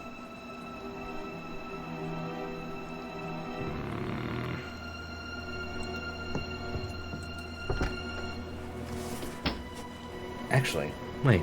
Can I get one of the steamers? Just... Yeah, it's me again. I had a question about steamers. Oh, it's... We had to have her walk all the way back over there again. Someone... Yeah, I can't buy it. Okay. Alright, let's see. Let's go to the police station. Let's head down. Anything to say? I don't... Nothing to say. Okay. Jail. A few more questions. Whatever you say. Yeah, they actually fuse as a second phase of the battle from what I've seen. Interesting. I had a little chat with your wife. You have a lovely family. Mildred? How did you... I may not be with the police anymore, but that doesn't mean I can't still get the information I need. You didn't tell her about me being in jail, did you? No, not yet. Don't worry. It was quite obvious your wife has no idea what you're involved in. As a man who values discretion, I thought it best not to shatter her illusions. That's awfully decent of you. Of course, I might change my mind, unless you start to cooperate. I have to say, Miles, you've become a real natural at this tough cop role. All right, fine. I'll talk. Is he on rematch Just leave my down? Only family took out 2 of it. attempts? That's not bad. Makara Karn is such a godsend in that fight. Oh, well, that's good to know. Do you recognize the man in this ferrotype? Yes, I do. That's Mr. Lespay. And how is it you know him? I was assigned to watch him and then pick him up on election night. What? Assigned? By whom? My employer. I'd really rather not name names, Mr. Fordham. I don't care about your employer. What I care about is what you were doing with Mr. Lespay. Yeah, really. Well, it was a cooping scheme. He was one of the people I was told to pick up. Tell me more about this cooping scheme. Yeah, please. I got paid to lost. find men to vote for Atwood. Simple, really. Once I found a good mark, I followed him a bit, knocked him out, then took him to the coop, a little room I rented near the Raven. I had about 5 men on election night, including Lespay. Got them all liquored up and walked them over to the polls. Once each of them voted, we'd walk back over to the coop. I'd change their clothes, maybe give them a fake beard, and walk back for another vote. Did it for myself, too, so people would be less likely to notice. Kept it up for a few hours, until the murder. Well, fuck. Just voter fraud. Tell me what you know about the murder outside the Silent Raven. The most important thing I can tell you is that I didn't kill him. Do you know who did? Not a clue. I was inside the bar when I heard the gunshot. I went outside to see what had happened and found the spay on the sidewalk. And what happened next? What do you think? I panicked. He was in my care. I wasn't expecting anyone to get killed. I think Mr. Presser has a wildly different definition of the word care. I went inside and gave the barmaid 10 crowns to keep her mouth shut. Clearly, that was money misspent. Then I went back home. Told my wife I was going away on a business trip for a few days, just in case. Good thing I did, too. I might get out of this with her none the wiser. What makes you so sure they'll let you out? Me? I'm just a small fish, but I could talk and talk about whales. That's valuable information. Quite the shrewd negotiator, this one. I think his skills have been wasted. Let's talk about himself real quick. Is this your first time in jail? Yeah, actually. Suppose you think I'm just some criminal scum, born for the gibbet? I'm not a bad man, Mr. Fordham. I just made some mistakes. You've met my family. I'd do anything for them. Anything. I suppose no good deed goes unpunished. You can say that again. That's all the questions I have for now. Good. Leave me in peace. So now we're at a dead end again. God damn it.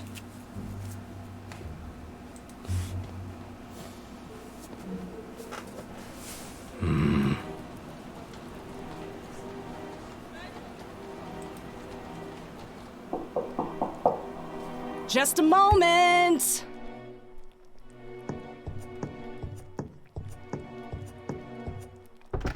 Oh, it's you again. See if there's anything. I gotta figure this out. I think we've... Okay, then we'll... You know what? Let's go talk to the sister.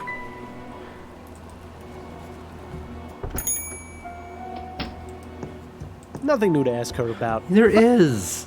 The clothes. We let her know about the clothes. Oh my fucking god, what am I supposed to... Should have listened to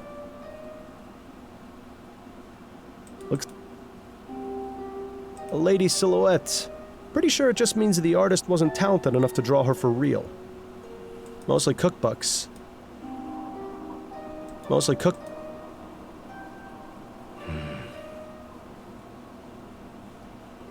Fuck.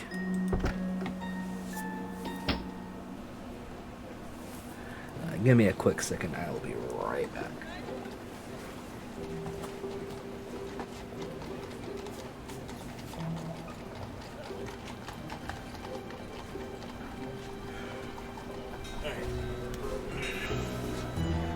Sorry, I just had to get something real quick.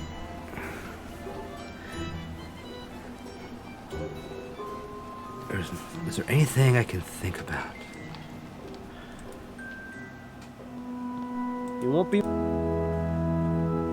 I may actually have to look up and see what to do next, because I'm at a loss. And this is the first time I've gotten, like, this badly lost.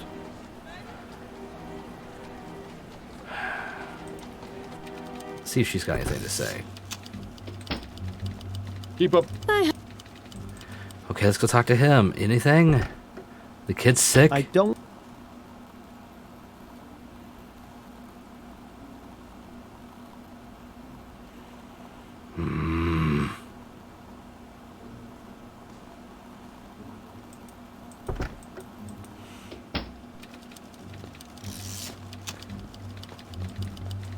Okay.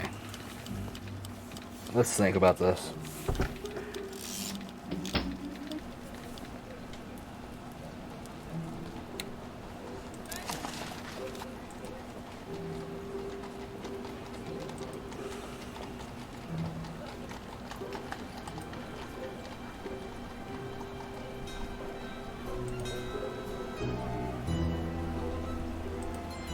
Okay, Danforth. I don't know how to get a hold of Danforth. Clues. We've already gotten that one. That he was drunk because of the scheme.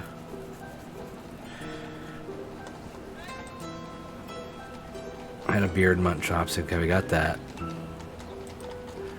Cormac testimony, saw man fit the description.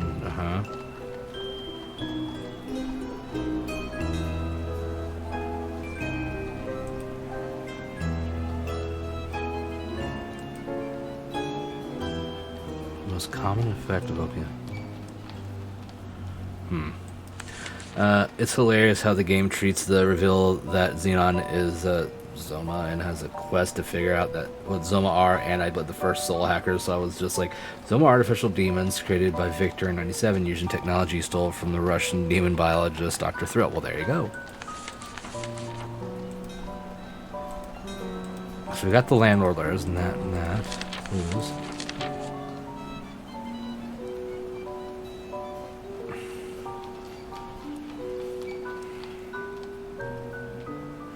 Yeah, I've done these.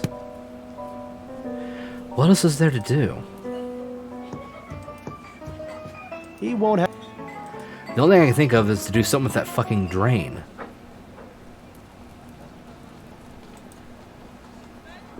And I got nothing that I can do with this stupid drain. Yesterday, is it just me? If there is, Securely fastened, unfortunately for you. If only there was some way to undo these bolts and remove the drain cover.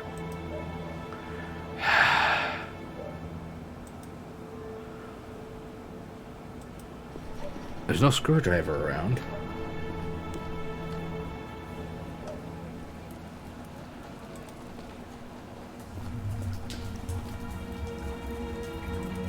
Ooh. moment of your time, if I may. Right. Ooh. Would you be able to remove the cover of a storm drain? Finally. Yes, of course, sir. Cormac's got the right tool for the job. Just a few twists from old Mary here, and any drain will open up like a Christmas rose. Excellent. Would you be able to open the storm drain outside the Silent Raven? Suppose so, yes. But Cormac ain't allowed to just open up drains as he sees fit. What do you want this drain open for?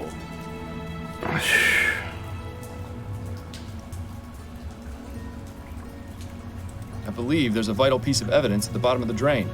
You don't say. We do say. It's quite true. It may even help me solve a murder. Well then, in that case, Cormac will get the drain open for you. Cormac, you're good. Come on, You're a there's good not man. a moment to lose. This it then? That's the one. Right, won't be a moment. Here we go. There we are. Thank you for your help, Cormac. Not a problem. Now, if you don't mind, Cormac's just going to pop inside for a quick pint. You earned it. Go for it. I wanted to click inside. Come on. Detective work is a dirty job, but someone has to do it. Don't forget to roll up your sleeve. I really hope there's something down there. Ugh. This is almost as bad as the time I had to search for that stolen necklace in a pile of horse manure. I'm really glad I didn't draw the short straw in that case. Well, how about that? Wish the police had found this so I wouldn't have to carry it around. Fucking finally.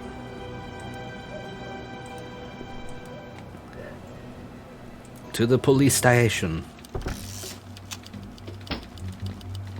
Keep up the good work. I have no... Let's get some ballistics, baby. If I had clicked on the bolts earlier, I would have been through this part already. It's Pardon little me, things like that Edwards. that can screw you up in these kinds of games. Yes?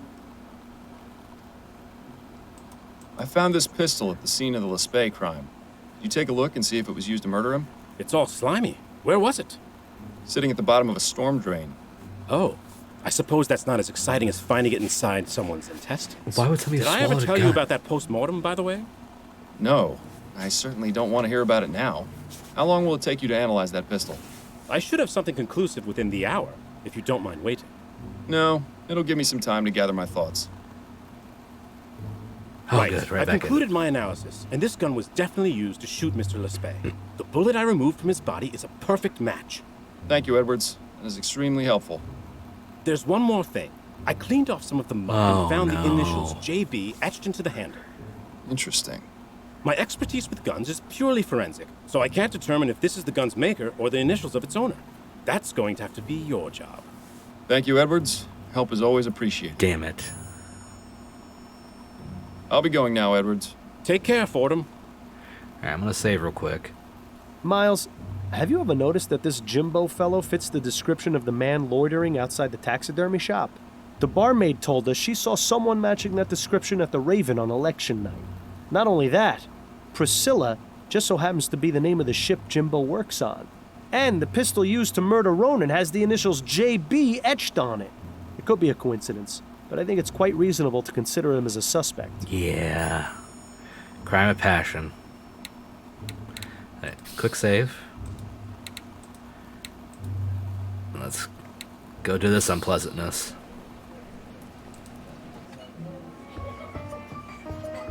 He won't have it.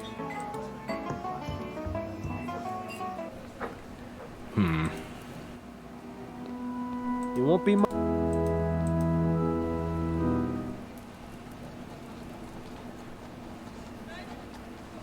Oh shit.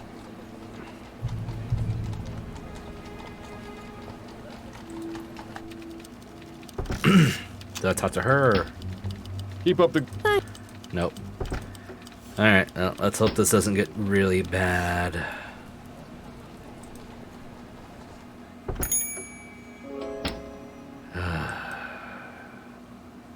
Sorry, I was checking something. Here it comes. You got time for a few more questions, Mrs. Morgan? Yes, of course. Let's see how homophobic this is gonna be. I've completed my investigation of your brother's murder, Mrs. Morgan. You have? Oh, that's such a relief to hear. Who killed him? It was James Bogroff, commonly known as Jimbo. He's a sailor aboard the SS Priscilla, and up until recently, he was Ronan's lover. His lover? You mean Ronan was? Yes, it seems Ronan was leading a secret life. So why did he do it? Why did Jimbo kill Ronan? I believe it was a crime of passion, Mrs. Morgan. Ronan believed Jimbo had been seeing someone else. It was quite possible that they had a heated argument which went very wrong, and Ronan wound up dead. And what about the clothes he was wearing? Or why he was in Chumley in the first place? I'm afraid your brother fell victim to a cooping gang. They dragged him to Chumley and forced him to vote multiple times. He was wearing someone else's clothes as part of a disguise. My poor brother. So what happens now? Now I'll inform Miss Upton of my findings, and she'll send an officer along to arrest Mr. Bogroff. From there, justice will be served accordingly.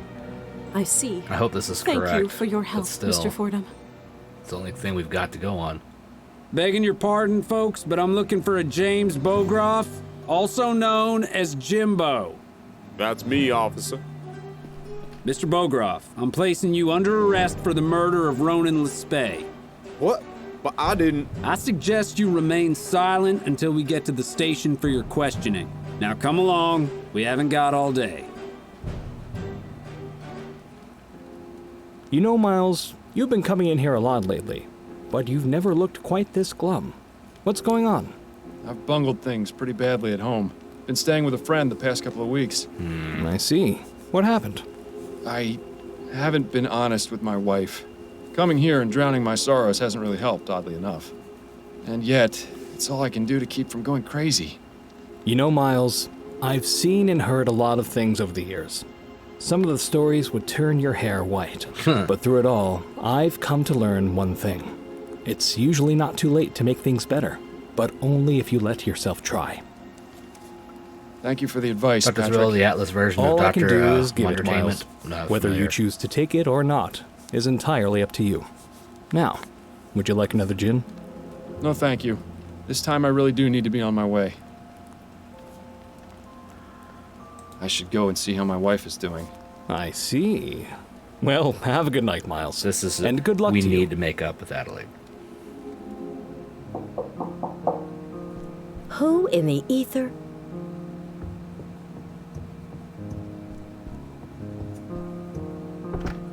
Miles? This is a surprise.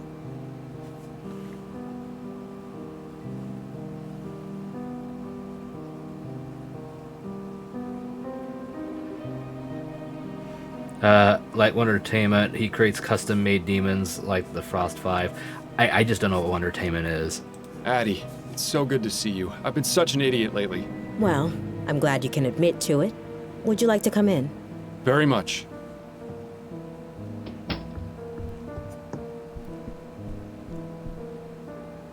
Was there something you wanted to talk about?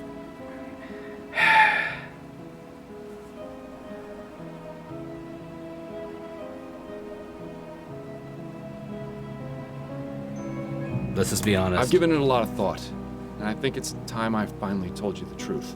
Miles, what are you doing? You know this is a terrible idea. The truth? About why I've been acting the way I have been, since Bill died. Well, go on. I'm listening. Don't do it, Miles. You know it's a one-way ticket to Riverview if you do.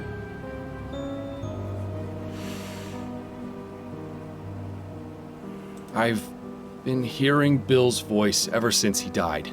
Fordham, what is wrong with you? His voice? I can't believe this! You've just destroyed your life! I hope you realize that! Yes, in my head, at all hours. That's why I was taking the soporific. It was the only way to keep him quiet, or so I thought. Turns out that alcohol has the same effect. What does he say to you? The type of things he'd say when he was alive. Snarky comments, inappropriate jokes. Mainly he nags me to find the flower shop burglar. He thinks doing that will let him find peace and move on. I see. I told you you'd never believe me. Don't be ridiculous, Miles. It's nothing like that. It's just, I wish you had told me sooner is all. I know, but I was afraid. Well, I'm glad you finally trusted me. You know, you could have all along. So, you're all right with it? It is quite a lot to take in. I think I'll need some time to mull it over. But what matters now is that we can work through this together. I understand. Well, I should probably go. It was lovely to see you again, Addie. Lovely to see you too, Miles. Perhaps I'll stop by again next week? Or sooner, if you'd like. Sure. Like the men in white coats aren't gonna have you taken away by then. Right. I'll see myself out then. Good night, Miles. He's just gonna have to be mad.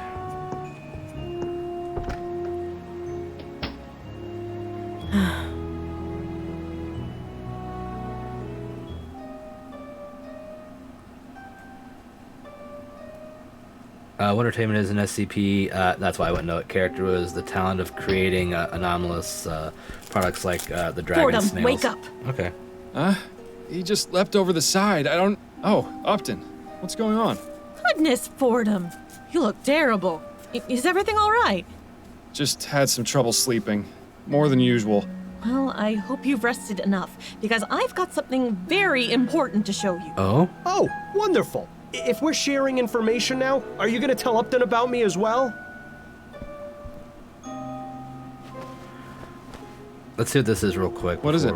There's been a murder. I assume this one is special somehow, or you wouldn't be bringing it to me. I thought that great detectives never assumed. There are exceptions to every rule. Anyway, you're right. The victim in question is a member of Parliament, a man named Percival McDonough, to be precise. But this is the real corker. The murder is clearly the work of the Justice Killer. Ooh. The Justice Killer? Is that the mass murderer I've been hearing about? The very same. Why Justice Killer, though? It's part of his modus operandi. He kills his victims with a single gunshot to the head, then writes the word justice somewhere in the room with the victim's blood. Talk about melodramatic. The police are stumped. This is the killer's 5th victim, and there isn't a single lead. And then they're So gonna you want come me to crawling back investigate? to me. Not just yet. First, I need you to look at these sketches. You took crime scene sketches from the department? Of course not. I made copies with the station's Pharaoh duplicator. These killings need to stop, and I believe you can succeed where the department has so far failed. So, what am I looking for? The police went over each crime scene with a fine-toothed comb and turned up practically no useful physical evidence. I want a second opinion from you. Alright. If you can find some sort of link between them, it might be possible to track this monster down. It's a shot in the dark. I can't guarantee I'll find anything that the police didn't see, but it's worth a look. Alright, we can do this real quick before we wrap up. Here are the 4 sketches. Have a look at them and see if you notice anything that might help us find this maniac.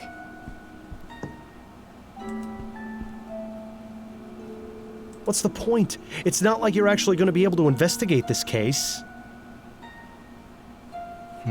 Whoever drew this was a hack. That looks more like a piece of toast than a flower. If only you hadn't told Adelaide about me, I might share my thoughts with you. As it is, you're on your own. Okay, fuck off then.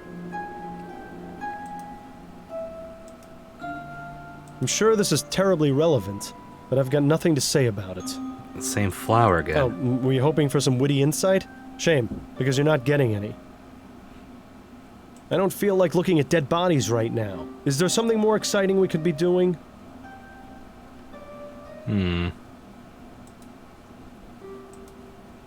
Yeah, he's dead. Big deal. I'm really not in the mood to be analyzing crime scene sketches right now. Good, then I don't care. Boring.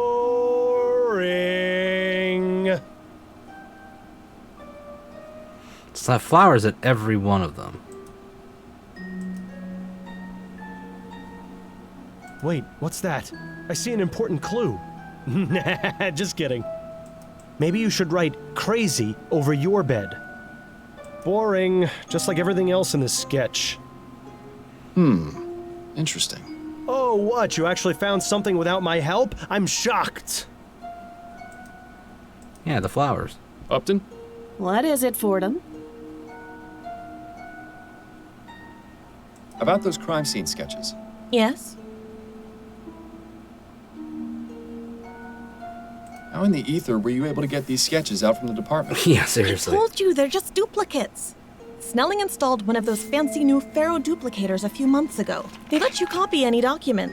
Trust me, nobody even noticed that I took the sketches from evidence. I know how to cover my tracks.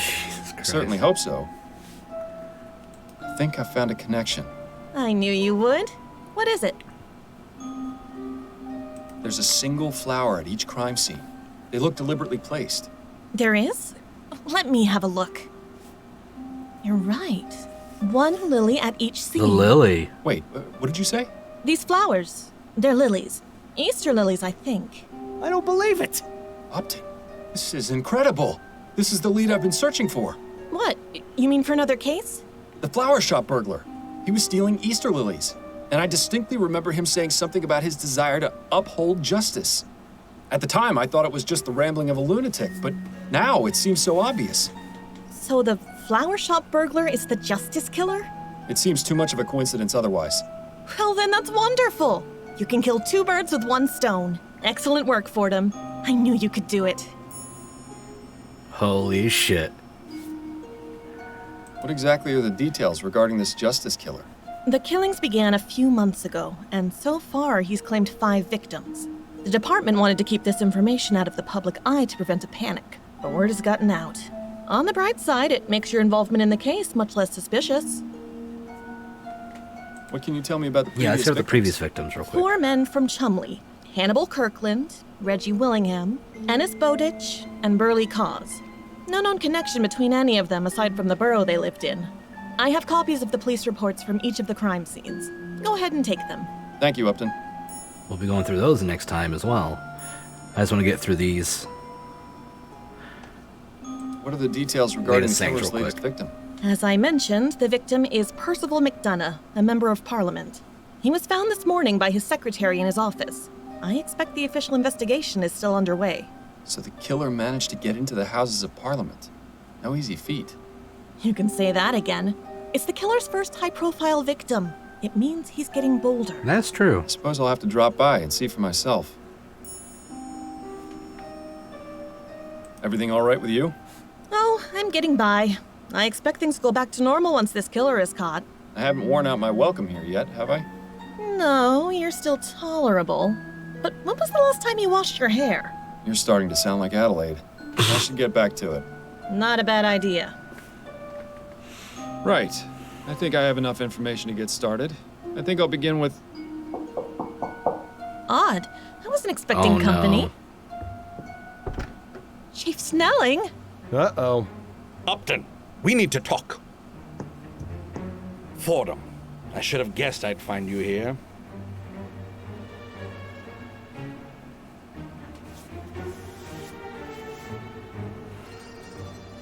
Ah, Chief Snelling. What a pleasant surprise.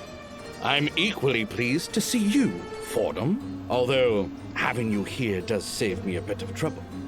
Trouble? Those are some rather interesting decorations. Would either of you care to explain how they got here? And once again, the jig is up. I hope you can talk your way out of this one, too.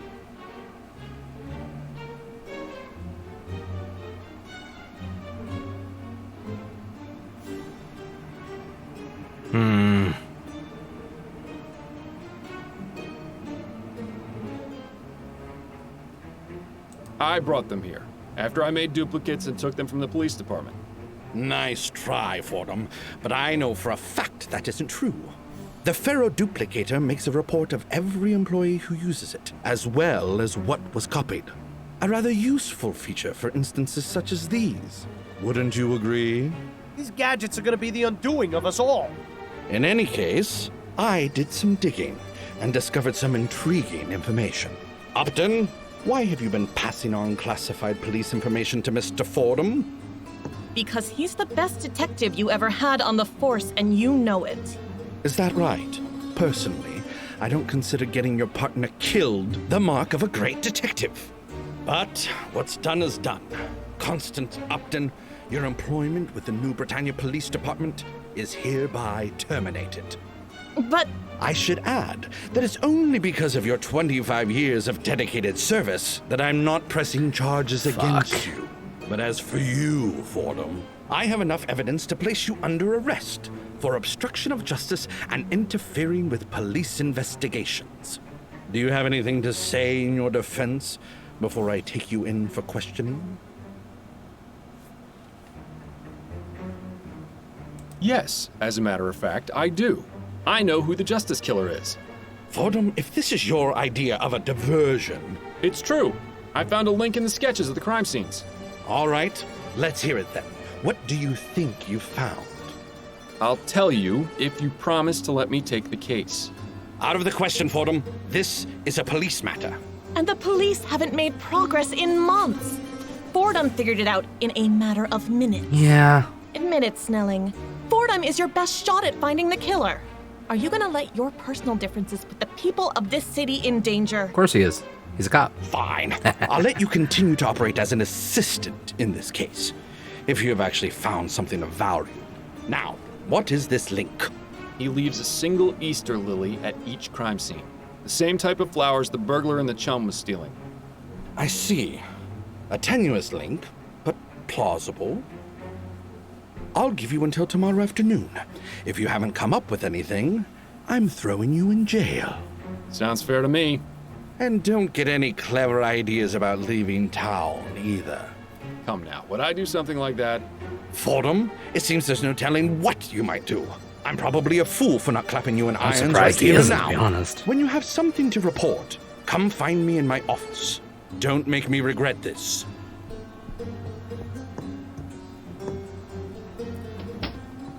Well, that went better than I expected. Except you're still fired. I didn't have a chance to get him to change his mind. We'll worry about that after you catch the killer. In the meantime, I could use a drink. I'll see you later, Fordham. Poor Upton. Well, better get to work then. Clock is ticking. And that is where we are stopping for tonight. Oh, shit. That was a roller coaster at the end there, wasn't it? So yeah, we'll be coming back to this. Well, I don't know yet. Maybe next week. Maybe sooner. I don't know yet. I've got some things I'm considering for this week, considering I have a 3-day weekend and some time on my hands. I think about doing some extra streaming over the weekend, maybe on Saturday or Sunday, or both. I don't know yet. So maybe we'll cover this up a little earlier. I kind of want to see the ending. I'm really curious here. I think we're in the home stretch. If this is the big case that's been building up in the newspapers this entire time, plus the connection with Bill's murder. I mean, it's really all we got. So, yeah. We'll see how that goes. Beyond that, I will be back tomorrow with Persona 3. And then Saturday and Sunday, at the moment, tenuously. Saturday will be Cult of the Lamb. And then, what do I have for Sunday? Oh, Sunday is supposed to be Spirit Fair, though I might push that off. I don't know yet. But we'll see how it goes. So, we're going to find someone to raid here in a minute, so don't go anywhere. But first, let's talk to the highlight people. Thank you very much for hanging out with me tonight. I hope you've enjoyed yourself. If you have, please feel free to follow right here at twitch.tv/Xandros if you haven't already. Also, with it being September, right now subs are cheap. They're, 30% off at the moment, I believe? So be sure to go ahead and do that bit of fun. You can also do multiple months, which should get you a little bit more of a discount. And, of course, you can also just do, gifts for other people, which is always nice. I'm actually facing the Frost 5 boss fight right now. Nice. And, yeah, if you want to support the channel further, you can always skip that whole process, which is fine, and go right to this link, which takes you to where you can go and put things towards my PayPal instead, which gives all the money to me and nothing to Twitch, which, that's always nice. And, of course, the merch shop, where you can get some cool Spritz stuff. You can get a pillow, you can get a mug, you can get stickers, hoodies. There's some nice little variety in there for you. And, of course, don't forget to follow me over on Twitter to keep track of when I go live in case Twitch doesn't let you know when it happens. So, yeah. I'll be sure to see you all in the next stream. So, highlight people. Until then, stay safe, stay awesome. And I'll catch you in the next one. Later.